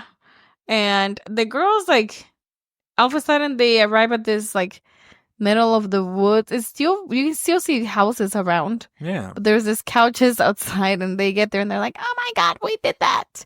Did you think about it? Did you wish for it? And they're still kind of doubting. They're like, I don't know. That might have been coincidence. We don't know yet. Yeah. And they're like, yeah, oh my God. But they all thought about it. They're like, we all thought about that. Yeah, so they think that they didn't, or maybe they did. I don't know. They're on the fence about it. They don't know yet. But they're slowly getting to the idea that she's the fourth. Like, they're all getting convinced, like Bonnie. Yeah, and Rochelle brings up Manon, and she's like, what is that? And she's like, is that like God? And they're like, oh no, He's he is everything. older than God. No, they're like, if she's like, is it the devil or God? And she's like, no, it's like this. It's like football. If God and the devil are playing football, Manon is the stadium. Yeah, is the stadium. Yeah, Everything around them. It's all nature, everything. And then, which is this weird analogy for teenage girls. I guess. I don't know. And one of them asked, she's like, well, they ask her, they're like, does this kind of stuff happen to you often? And she's like, oh, all the time. And all of a sudden you're like, oh, okay, like never talked about it before, but cool. Here we are. And she says that sometimes she wants it to rain and the house gets flooded. And then sometimes she wants just a bit of quiet, and then she goes deaf for like 3 days. Yeah, it's not quite right. Like, it's happening, but it's not happening in the way she wants. And you can tell Nancy, she looks a little peanut butter and jelly on the back, just listening and like, whatever, it's not true. Yeah. And she's like, yeah, we are going to invoke the spirit and he's going to take everything and it makes it all better. And Sarah's like, you guys are cuckoo bananas. I'm going to fucking go home. Yeah. And she leaves them. She leaves, but she doesn't go home. She goes to a party. To a park. No, up top on a rooftop. Is that where that is? Yeah, okay. And it's like a party, but you don't see the full party. I assume it's a party, but they're upstairs on the roof, her and Chris. Okay. And then the people leaving, it's Chris's friend with his girl, and they're like, nice meeting you. They dip out. And then she's talking to Chris, right? Yeah. And so they're making out, and they're like, oh my God. He's like, well, let's go to my house. She's like, I don't want to. What the fuck, dude? And he does kiss her. Yeah.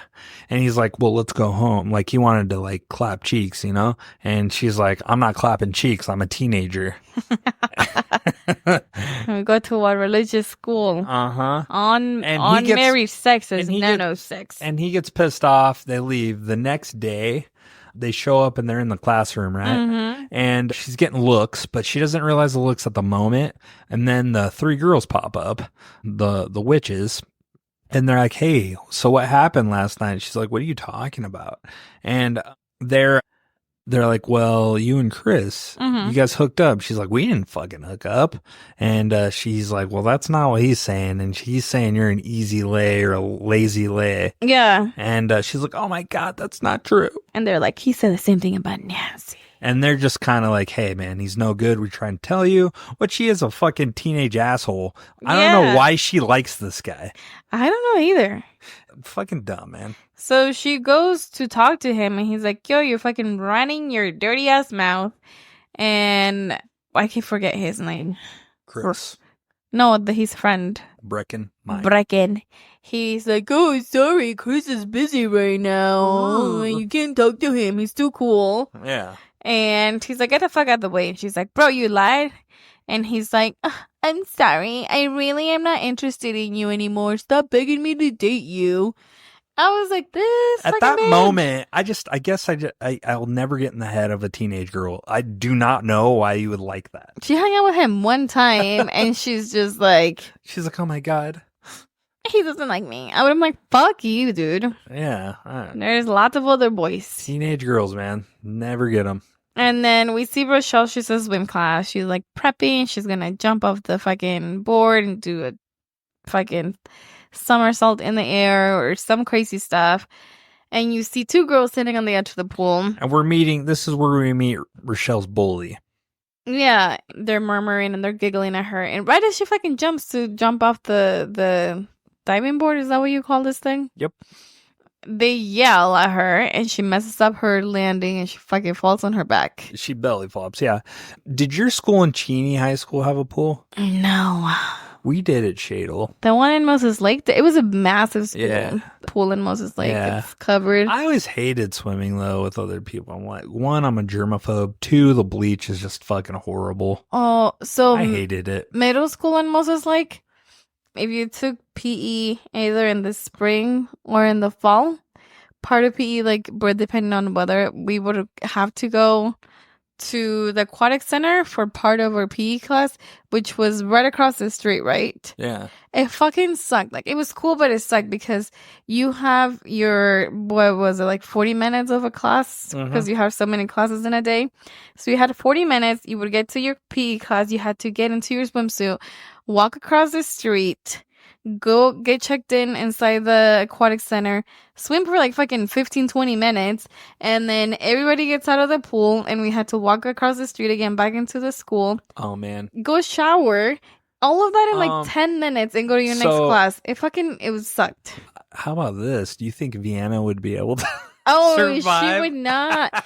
Nobody, like, after that, like, I've always had long hair. Yeah. So 10 minutes, there's a bunch of girls trying to share a locker room and showers and rinse off the fucking pool water off of you. Done. And rinse off your fucking hair and get dressed. And like, it would suck. Like, getting dressed when you're wet. Yeah, sucks. Yes. And then you go to your next class and you're fucking sweaty and wet at the same time because you've been running from the fucking aquatic center back to the lockers and then up to your classes. And it was a 2-story middle school. So depending on when your next class was, sometimes you fucking had to go up and down and like across. It was terrible. So no time for makeup, no time for drying your hair after. That was it. Nice. Okay. So Vienna she would have a meltdown. F for sure. Every day. Anyways, that's funny. Okay, getting back to it. So she belly flops. The chick, she gets out of the pool and she's like, why the fuck? And they're like, what? And then they go into the locker room. Yeah. And this is where they see her walk by and they start making racist comments. Yeah, I mean, assholes. Yeah, and she overhears it and they do it on purpose. She walks bald. She does confront. She confronts like she should. She's like, dude, what's your fucking problem with me, man? Why are you doing this? And basically, she just makes a racial slur, right? It's because you're this. She doesn't like people of color, essentially. Fucking fucked up, dog. I know. It's 1996 in LA, really, LA. Yeah, there's so many fucking. This isn't the Third Reich. Get out of here. It's like, go to a different school then. Fucking nuts to me. Yeah, that was nuts. But it really does push it forward where she has what's coming. Everybody's like, yes. Yeah, exactly. And then we go to the hospital and we see that they're going to do this new thing on Nancy's body scars. It's almost like a tattooing experimental thing with, like, he said it was gene therapy. Yeah, it's like an acupuncture thing. So they get her laid down and that's where you see her massive, like, burn scar in her, like, shoulders and upper back. And yeah, it's just a needle poking her. And she screams. You can tell she's in super pain. And then there's a brief scene where Sarah is at her house and she has like a nightmare of her cutting her arms again. Yeah. And then reliving the scene of trying to commit suicide. And then we go to Nancy's house and you get more of a vibe of what Nancy's home environment is like. Yeah. She gets through the electricity when her mom's mad because the stepdad didn't pay for the bill. Yada, yada, yada. There's like water leaking all over this house. And Nancy just lays in bed and you can tell she's just hazy there, just listening to the arguing in the background and coming from the other rooms. We go to the next day, they're at school. And Nancy turns to Sarah and she's like, hey, we're going on a field trip. And she briefly smiles and like that was it. She was in. So they go to this field trip and they get on a bus and they just look like...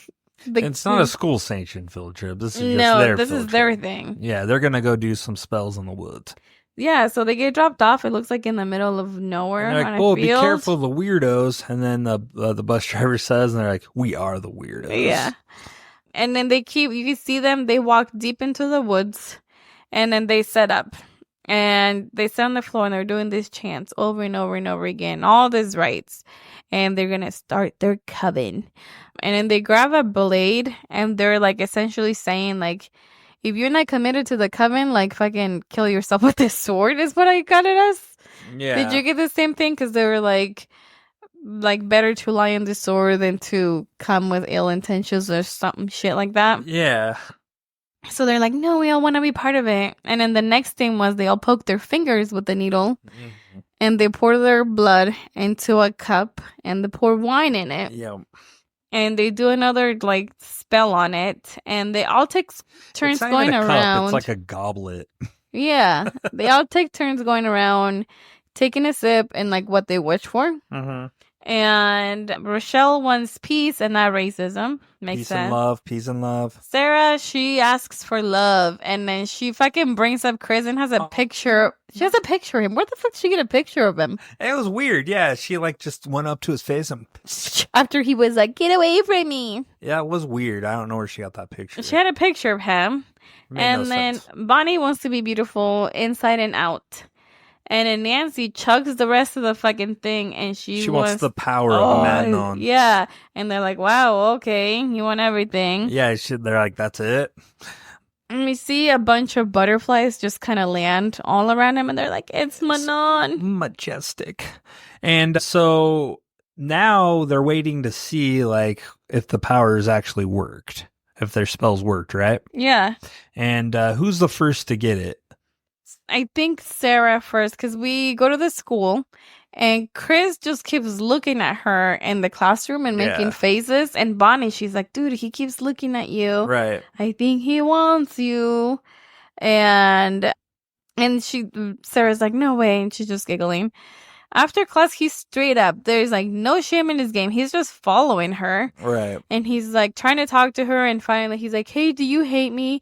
You know, I'm just a guy. You know, so I said things like, I gotta keep up with my reputation. And they're like, well, she's like, well, can you tell him that you're a lying fucking scumbag? Your friends? Like, yeah, I'll tell them. Yeah, I'll tell him after lunch. And then he's like, can I join you for mass? Can I sit next to you? And she's like, yeah. And at the same time that these things are coming out of his mouth, he looks a little confused. Like, oh, like there's something forcing him to do all of this. He's not quite and say sure all why of he's this, doing this. but he wants to. And they get inside church, and Sarah's like, carry your backpacks, hers and Bonnie's. Yeah. And he does. And he like, it's funny because, yeah, gets in like the bleacher with her and the chip that, what is it? The pew. And he's standing there, and his friend's like, oh my God, do you want to carry my testicles too? And they're confused. They're like, what the fuck are you doing? And he just gives them away. And he's like, fuck you. I don't know. And Sarah's like, sit down and be quiet and pay attention. And he's like, okay. So you're like, oh my Lord. And then the second person, so that happens, right? And now the second person is Rochelle. She's in swim class, right? Well, not quite yet. We see their powers are building up. At Bonnie's house, remember they did the levitation spell with Rochelle? Oh, yeah, because it's like a montage, really, that's happening. Yeah, they have her laid down, and they essentially, Rochelle is floating. Mm-hmm. So they're like, oh my God, it's amazing. And then you have this like scene at the school where you can see the transformation of all of them happening. They look more comfortable. They look prettier. They're reading all kinds of spell books. They're learning a lot. They look more gothic, I thought, to me.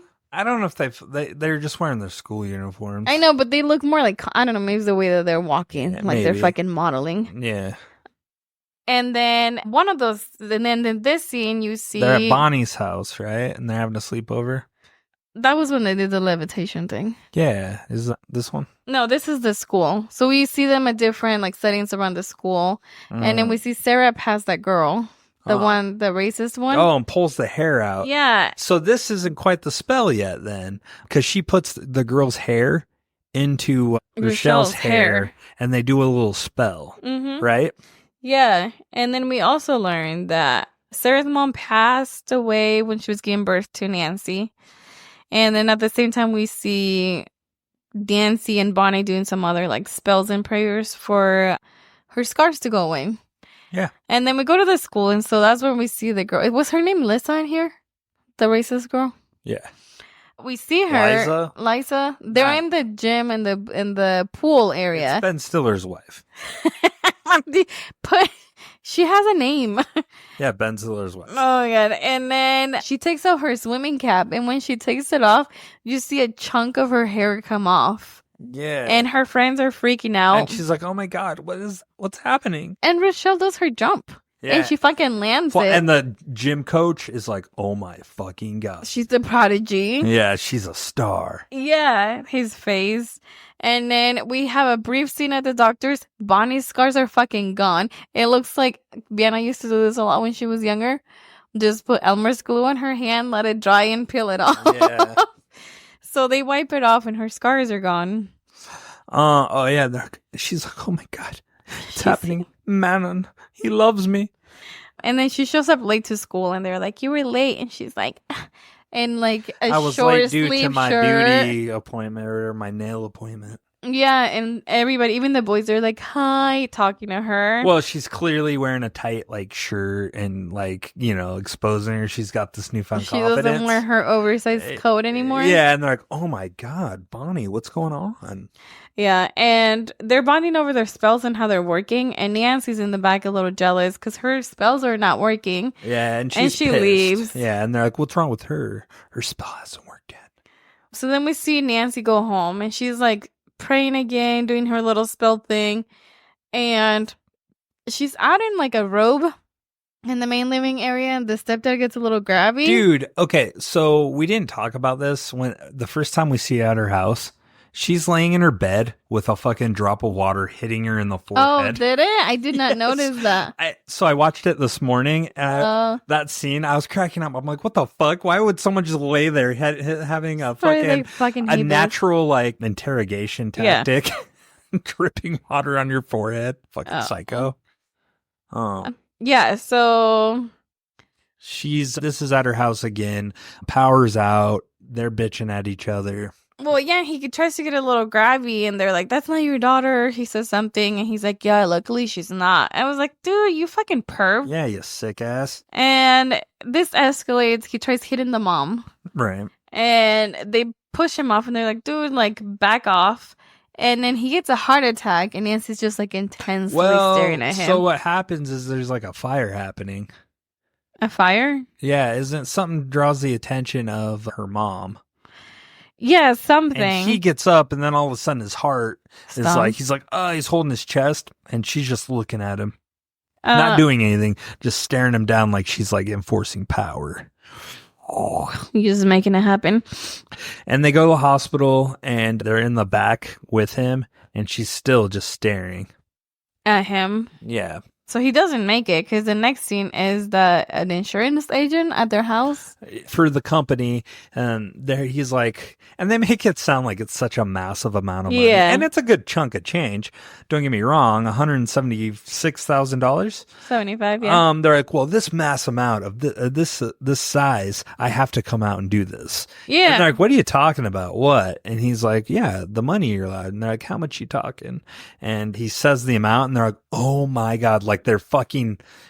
Keep in mind, guys, this is mid 90s in Los Angeles. This is not that much money.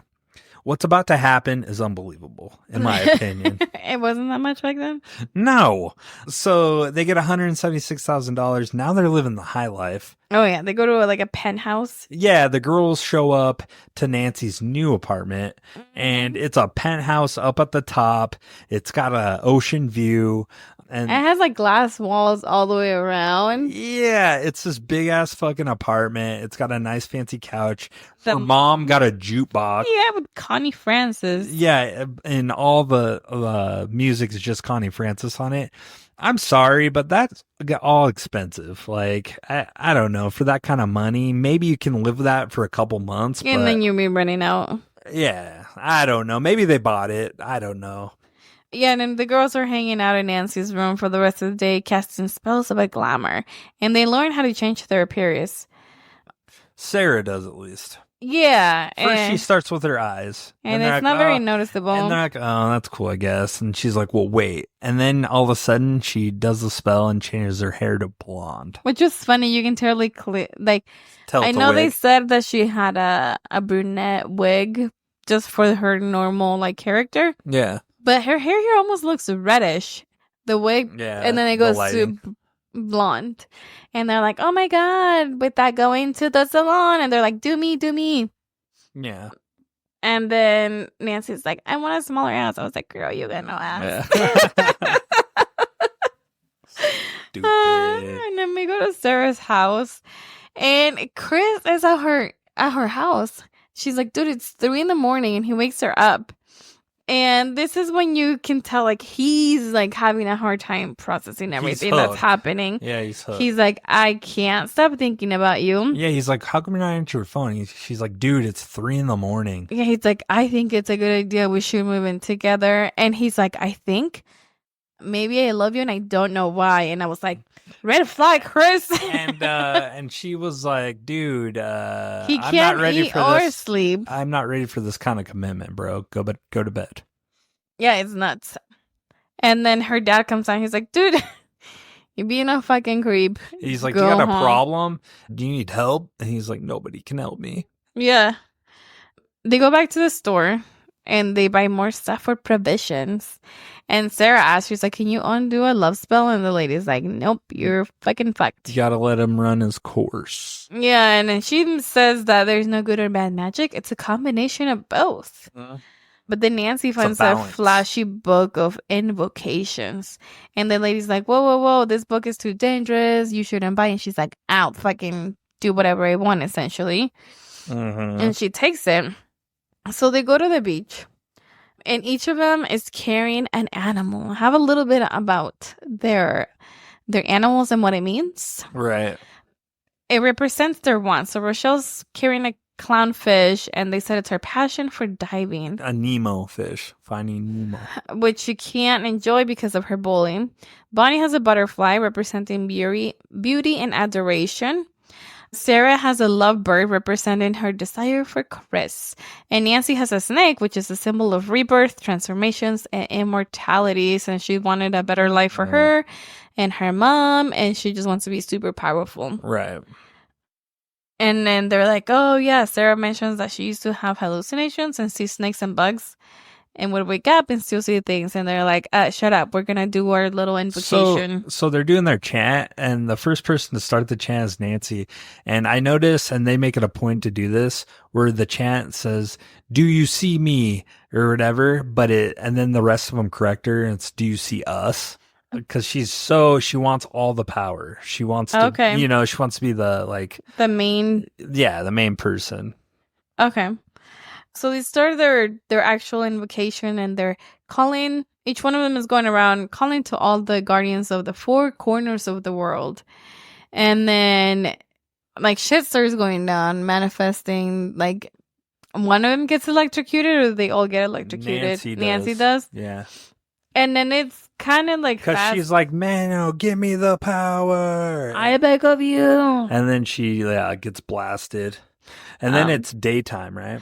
Yeah, they wake up and they're all fucking just, I would be too. They get up. Well, it's panning to Rochelle and Bonnie. And at this point, Rochelle wakes up. She's like, is he here? And you just see Bonnie looking forward. Rochelle looks forward. They start slowly walking towards the water. Okay. And then they turn to the water, and it's Nancy walking like Jesus on water. Yeah, that'd be a fucking crazy sight to see. She's like, it's man, and he's still here. He's inside of me. Mm-hmm. And they hear inside of you. Inside of you. Is it right to be? Do I want to be? Inside of you? Mm-hmm. And my thing is, none of their parents, like, I know it's 1996, so maybe they don't have phones, but they just don't care that they're out and about. That's the thing with these teen movies. Where are the parents? They don't give a fuck. Are you kidding me? They're like non-existent. That's weird to me. They're like, these kids are like adults. Or unless they're lying and saying they're with each other, but but could you imagine Vienna doing that? I couldn't imagine you letting her be out all night without telling you. And I think you're enough to know. You're like, no, she's not there. You call her on the bullshit. And the thing with Sarah, she's still fairly new. Yeah. This is happening within a month? A week, a month maybe. Even most, yeah. Shit's fucking going nuts. fast. I'd be like, we need to talk to her daughter. She's hanging out with these kids. And I'm pretty sure she's joined a cult. Yeah. They would have seen her behavior, the way she's dressing, and her reading material in her bedroom. Right. Yeah, and so they're driving back into town, and Nancy afforded a red convertible. Especially giving Sarah's previous stuff where she cut her wrist. Yeah. I would be really concerned about who her company is. And that was the reason why they moved, right? Was I don't know if that's why. I think that was some of the reason. She said something about her dad's work too. Well, yeah, but they needed a change of settings. Okay. Oh, the other thing, there's a ton of dead sharks on the shore. And yeah, and then Nancy's like, it's a gift from Manon. Yeah, they're gifts they're her gifts.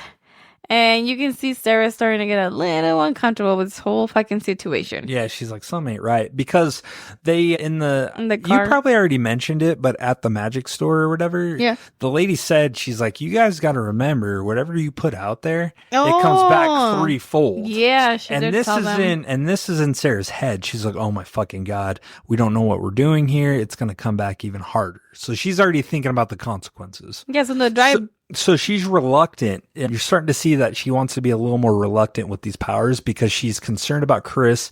She's concerned about all this stuff happening. Mm-hmm. And these girls are throwing caution to the wind where she's starting to pull back. Yeah. And then the other thing, in the car on the drive back, she's like, coming clean. She's like, I'm tired of Chris following me around. And Bonnie says something. She's like, dude, you're becoming a narcissist. She's like, I'm just enjoying being beautiful. And she's starting to see the changes. And then this is where the turning point is in the relationship between these girls. And she's trying to be like, maybe we're going too fast. Maybe we're doing bad things. Maybe we should slow down. And Nancy's like, shut up. She makes all the fucking traffic lights turn green. So this is the metaphor. So they're talking about it, right? But the metaphor of this is all lights are all green. We're going forward. We're not looking back. And essentially, even Sarah makes the comment. She's like, well, it's bound to be red at some point. Yeah. But Nancy doesn't care. She's like, we're still going. Do you like, want in or out? Yeah. And she's like, let's not abuse the power. And she's like, I don't want out, but like, it's going too fast. And they're like, whatever, dude. They just brush it off. They don't care. Yeah, and then they almost, she punches it, and the one that doesn't turn green, it's red, and then they almost get in a car wreck. Yeah. So back at school, we see Liza. She's in the shower this time. And she's very, very bald. Like, half of her hair is gone from the top. She's got that Ben Franklin skullet going, dude. You know, Ben Franklin on the $100 bill. Oh, yeah, He's yeah, got yeah, that yeah. fucking skullet going. And Rochelle sees her crying, and she's like, I just don't know what's wrong. And her friends are like, oh my God, let us help you. Can't do anything. She's like, I don't know what I did. I don't know. And this is where you can see Rochelle's changing too. She looks at herself in the mirror, but her reflection turns away. Yeah, like it's looking in the same direction. She's looking at her back. Yeah, it's so weird. It's fucking nuts. But she doesn't really acknowledge it. She does. She stares at it for a second and she's like, ugh. But doesn't say anything. Yeah, but it like, did she see it or like you would say something? I think she did. Or she would at least be like, oh my God, and walk away. You know what I mean? Or run away. Yeah. Be weird. Is it like her true self before is leaving her? I don't know. Yeah. But Chris calls Sarah and he invites her to hang out.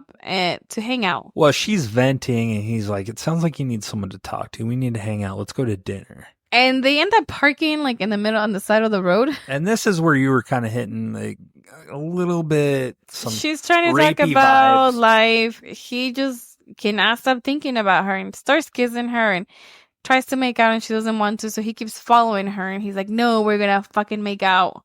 And she gets out of the car and he follows her and tries again. So she ends up kicking him off of her. Yeah. And she leaves.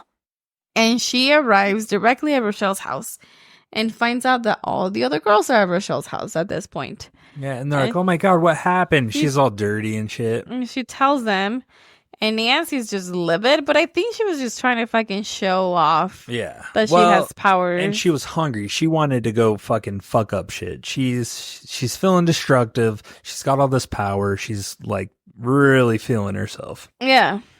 And yeah, she says that. She's like, I'm going to go play. Because she starts leaving.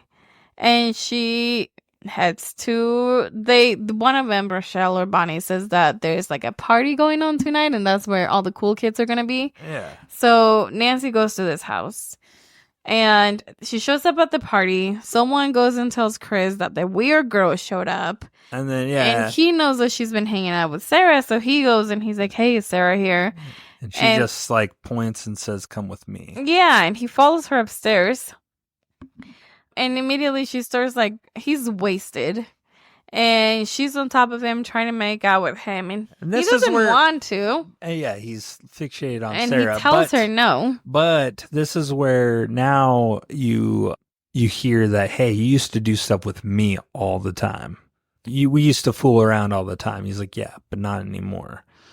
Yeah. And she freaks out, dude. She like starts screaming Mm-hmm. and like crying like crazy person. Mm-hmm. But then she uses the beautify thing and the changes glamour, the glamour spell and turns into Sarah. And he's like, oh my God, yes, please. Yeah, he's like, oh my God, Sarah, what's up? So I didn't see you come in here. I know. So they go back to making out. And then we see the girls arrive at the party. And Liza, she's there with a clear wig trying to talk to Rochelle. And she's like, oh, shit. And Sarah just knows her way around this house, finds Chris and Nancy upstairs making out. And he gets freaked out because he's like, shit, another Sarah? And then he looks down and it's Nancy. He's like, what the fuck? She's laughing. She thinks it's hilarious. He's like, you're a witch. Yeah. And Nancy's like, she's a witch too. Yeah, and Nancy's thing is, I was helping you forget Sarah. She's like, but you've been a real dick, so it's your turn, buddy. And Chris suggests, he's like, I think you're jealous, and that pisses her off. Naps, dude. Yeah.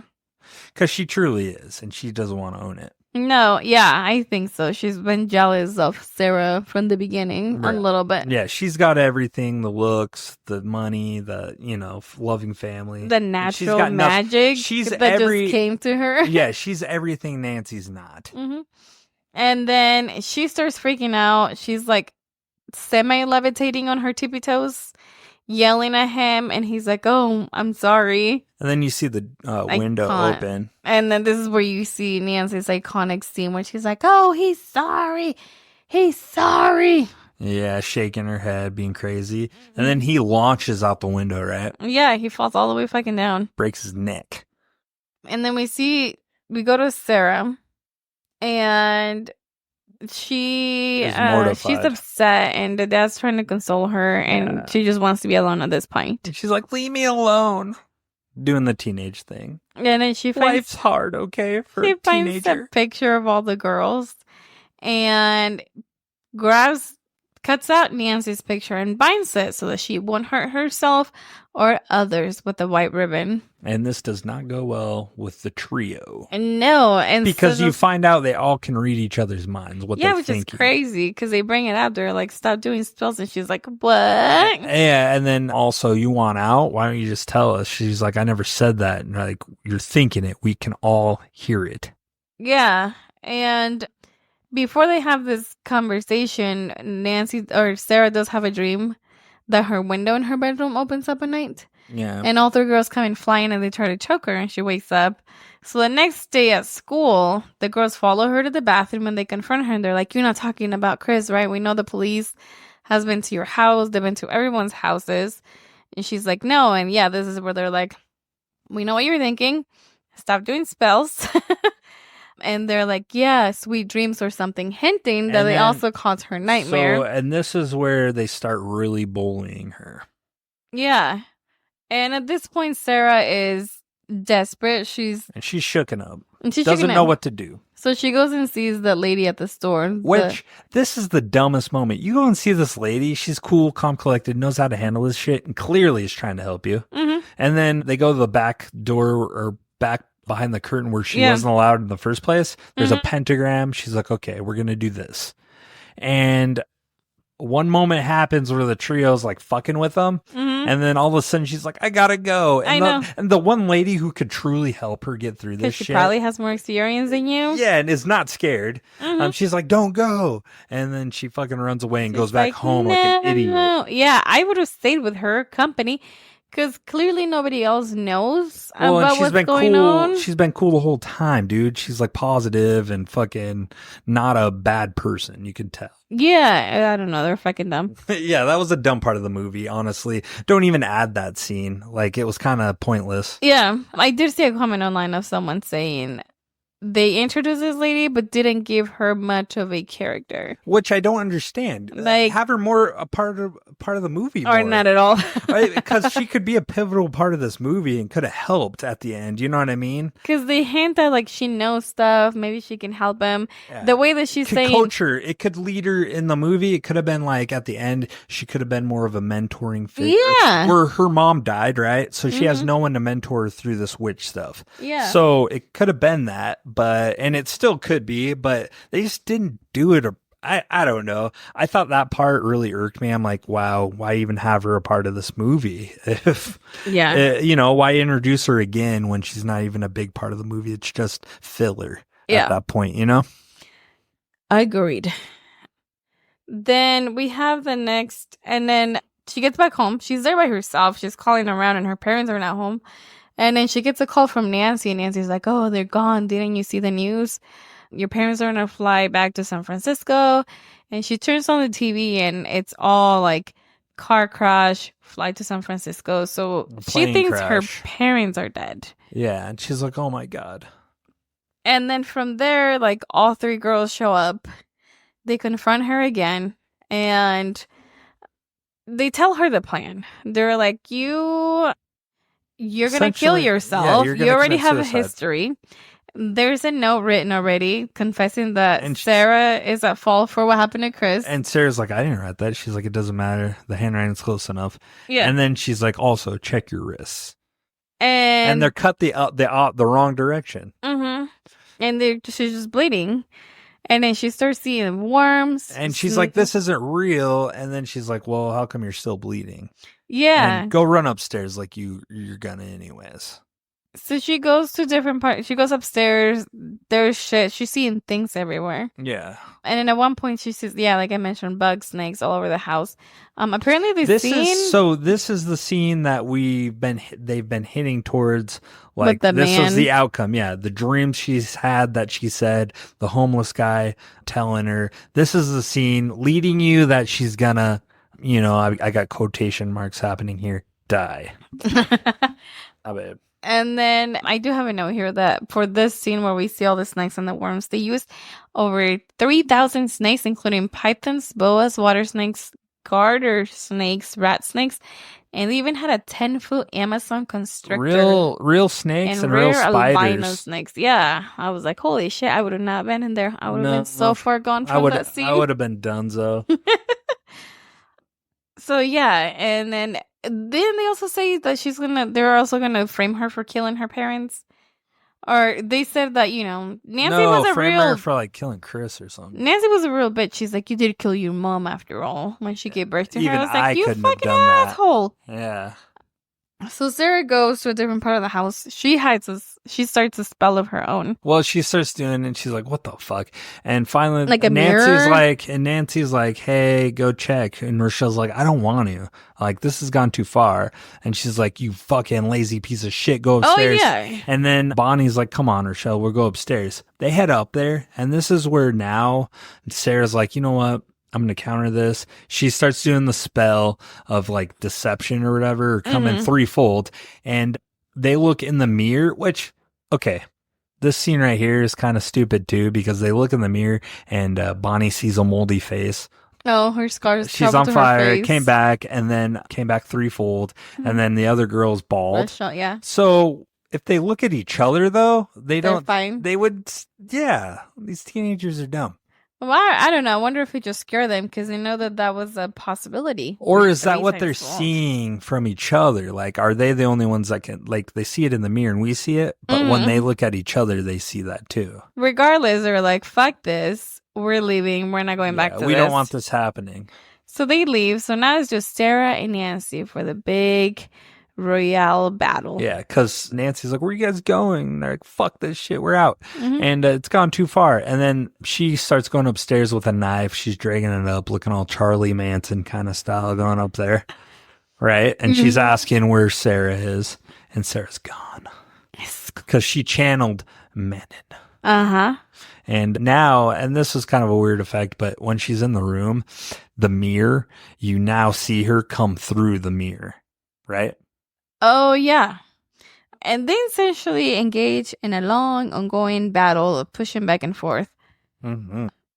And then they start fighting. At one point, Nancy thinks that she killed Sarah because, like, she just sees the uniform that's left behind. Right. And she's lifting shit around, and surprise, surprise, Nancy's there. She wasn't fucking gone. And the last thing, she kicks Nancy so hard into a mirror, and you see Nancy looks like she's falling. Yeah. And it all comes like, and then it's all over. So somehow, fucking Nancy defeated, or not Nancy, but Sarah defeated Nancy. No, what's happening is now Nancy's like, dude, what the fuck? She's like, Manning came to me.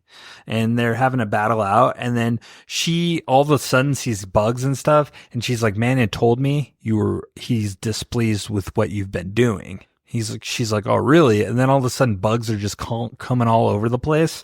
And her fingers turn into snakes. And at this point, she starts putting the spells because she falls to the ground, shakes it off. She's like, it's just a spell, weirdo, pathetic or whatever. The quote that was said to her earlier. So then Nancy gets up and she's like, I'm sorry. This is all, I'm crazy. I do this crazy stuff. And she's like, that's fine. But then she's like, one more thing because Nancy's just trying to walk away. She's like, before you go. And then she starts doing that spell again that she can't hurt anybody or herself. And she keeps chanting it. And that's when Nancy freaks the fuck out and then like gets on top of her, launches her into not a mirror, but the wall. Okay. And is like trying to stab her and going crazy. But then all of a sudden her dresser comes flying at him. Nancy gets out of the way, but it looks like it crushes Sarah. Right? Yeah. And then at this point, Nancy gets up. She's like, where are you? Where are you? And there's all this debris and clothes. And she starts looking. Well, Sarah's clothes are there, but she's not. She's like, what the fuck? What are you doing? And then Sarah's behind her, right? Yeah. Yeah, so Sarah's behind her and they fucking launch at each other. And yeah, like I said, she kicks Nancy into a mirror and the mirror just breaks into a bunch of pieces. And yeah, it looks like Nancy's flying or falling or something. And then that's it. And that's done. So now we find out the next scene, they're like unloading. You see that Sarah's parents are alive and they're getting groceries out of the car. And then the two walk up, Rochelle and Bonnie. Yeah. And like, hey, so we're just wondering, do you have powers still? Are we cool? Yeah, are we cool? And she's like, well, we're as cool as we can be. You tried to kill me. Do you want to go get ice cream? You tried to kill me and you said my parents were dead. And they're like, that was fake. Obviously, it's fucking fake. Her parents are standing right there. And she was like, hey, we're cool, but I'm never hanging out with you again. And then they walk away and they kind of like, they make a comment. They're like, well, she probably doesn't have powers anyways. And then all of a sudden she turns into Mortal Kombat's Raiden with lightning in her eyes and then channels it. And then all of a sudden the weather changes and then a lightning strikes a branch. It falls down. And then the two girls look back. The two girls look back at Sarah and they're like, oh my God, and get the fuck out of there. Yeah. And that's the end of the movie. No. So we go forward to the mental hospital. Oh, that's right. And then, because nobody knows what happened to Nancy. It happened threefold to Nancy. She went fucking nuts. For real life. And she does a good crazy. She's a man and came to me. I have all the power. She has her face scratched and everything. They're like, medicate her again. Yeah, and they dope her up. Yeah, and she's just like, ah. Yeah, and that's the end of the movie. We'll take a quick break, and then it'll be Vienna's review corner. I'm sure it'll be riveting stuff. Goodbye. We'll be right back. All right, we are back. Welcome back to Horror Cinema Obsession. Now is our favorite segment, everybody's favorite segment, Vienna's review corner. Welcome back to the show, Vienna. How you doing? Let's give her a snap clap. Snap, snap. How you doing? Pretty okay. This week was tiring. It's been a little crazy. Because of you guys. No, I'm kidding. What have I done? I'm kidding. Angels, do you have anything for her? Hello. You can lead the ship here. Camille's. How did you feel about the movie we watched? I thought it was good. I don't really like it towards the end, but It's pretty good. What part don't you like? Like, what drove you away and you were like, meh, Yeah, get detailed. checked out? When they feel like their egos get too high and then they like all turn against each other. Oh, the girl Yeah. drama? Mm-hmm. You don't like that? It's fairly accurate, though. Just amplified with superpowers. Yeah. Do you like this movie besides this? Yeah.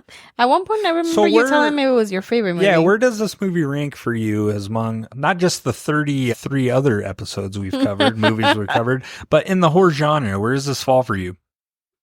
Speak in the mic. I don't know. But you like it? Is it in the top, though? You'd say top 10? Not top 10. I don't What? Ooh-wee. Maybe there's not a lot. What? There's What not a caused lot you- of horror movies. So this is your movie pick. What caused you to pick this? We haven't done any witch movies. Oh, good point. Okay. Okay, I like it. So you did like this movie. We haven't given our rankings yet, but what would you rank this movie? 4? You give it a 4 out of 5? Maybe 3.5. 4 or 3.5. I don't know. Okay, somewhere in between Somewhere there. around there. Like a 3.8. Yeah. Okay. 3.75, bro. Okay. Yeah. I got you. No, I get it. So it's pretty good then. It fares pretty good. You could watch this. Is this something you'd watch regularly? Like you put in your rotation? Yeah, like my mom said, just like if it's like on there, then I'll watch it. You'll watch it? Mm-hmm. How many times would you say you've seen this? I don't know. I think a couple years ago it was a lot. Yeah, kind of. You went through a phase. When you're in middle school, you're gearing up for high school. No. Well, cool. So the reviews you got, what are the consensus? What were you pulling from it? What did viewers think of this movie? Viewers, like 3 or 4s out of 5s. So it was ranked pretty good. high. Yeah. Okay. Cool. What are some of the comments? Someone gave it 4 stars and said, would have been better with Sarah Michelle Gellar Yeah. and a heavily revised third act, but also it's a 90s teen witch comedy, so automatic 4 stars. Kind of what you're saying, revised third act. I don't know about Sarah Michelle Gellar in the movie. What role would she have played? Sarah. The probably. racist? Sarah? Oh. Probably. I do kind of like the idea of not Angelina Jolie as Nancy, but maybe like not even part of the trio, but maybe like a mysterious person in the background. Or like, Angelina? Yeah, or like the lady at the shop. would be a good one, but she would have been really young at that point. Probably would have pulled it off. At that time, she had more of that grunge look to her. Yeah. Rebellious. Girl interrupted. Yeah. Those bangs. Yeah. I should do that. Oh my God. Chop him off. I'll do that for you. I could do it for you. I think I could do it. Kitchen scissors. Someone gave it 3 stars and said, if the rest of the movie was a little more like the third act, campy, untamed, dynamic, and less like a middling teen soap that takes itself too seriously, this would have been properly good. Still retains some 90s charm, and the ending is really cool. Wow. So this guy's the opposite of the spectrum, where the other one said the third act was kind of stanky. This guy liked the third act. Yeah. Okay. Someone gave it 4.5 stars and said, when are we getting a remake where Robert Smith plays Nancy? Oh my God. Terrible. Robert Smith, The Cure. Mm-hmm. I was like, who is Robert Smith? I know. Thanks, That's Richard. why I had to Thank verify. you. Someone gave it 3.5 stars and said, in my teenage years, I thought Nancy was manipulative and that she, Bonnie, and Rochelle were bullies. But as an adult, it's pretty obvious that they were all bullies. Hell, Sarah might have been the worst of the group. Regular mid-girl. Yeah. Caddy. Sarah? Like I keep saying, ongoing theme. Wicca, please.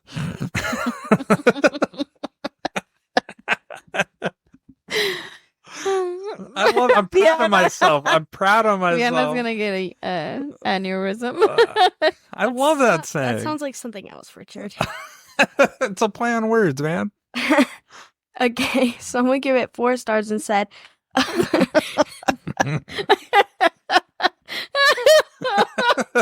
Every time Vienna's like, fudge. I'm sorry, Vienna. That's why you guys like me. What's up? they said, a movie that's been on my watch list for a while. It's a bit cheesy and some of the effects don't hold up well, but it was a solid flick that moved at a great place. Teenage witches pushing the limits of their powers and facing consequences. This was a good time. Nice. I agree.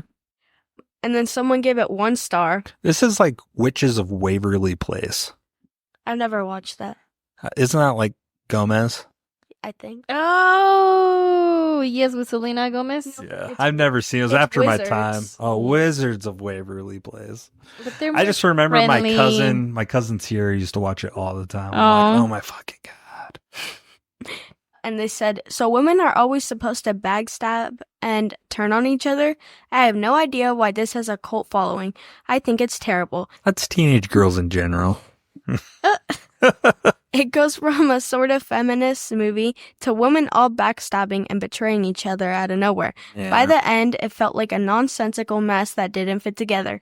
Thought it was going to have some moral lesson about absolute power. Nope. It did untether at the end. I agree. And then someone gave it 3 stars and said, really good first half. Lame, contrived second half. I just wanted to see them hang out and cast spells on races for the whole thing. And then someone gave it 4 stars and said, the 1 star I've taken off is for the boring ending because other than that, the craft gives you an hour plus of near perfect content. It's so fun and flawlessly 90s, but it also structured really well. Fairuza Balk gives one of my favorite performances of that decade. She's an icon. I like that this was a wish fulfillment movie that goes a little twisted. Do you have anything to comment, Richard? Mm-mm. That's the rest of the episode. Mm-mm, I'm just a bunch of grunts. I'm just thinking about the episode name. What? No. Wake up, please. No. Behave. That's a good title It's name. not. I love it. Can't wait to move out. What? Damn, we just moved in. I know, I'm not gonna move out. Damn. Where are you going? Far away.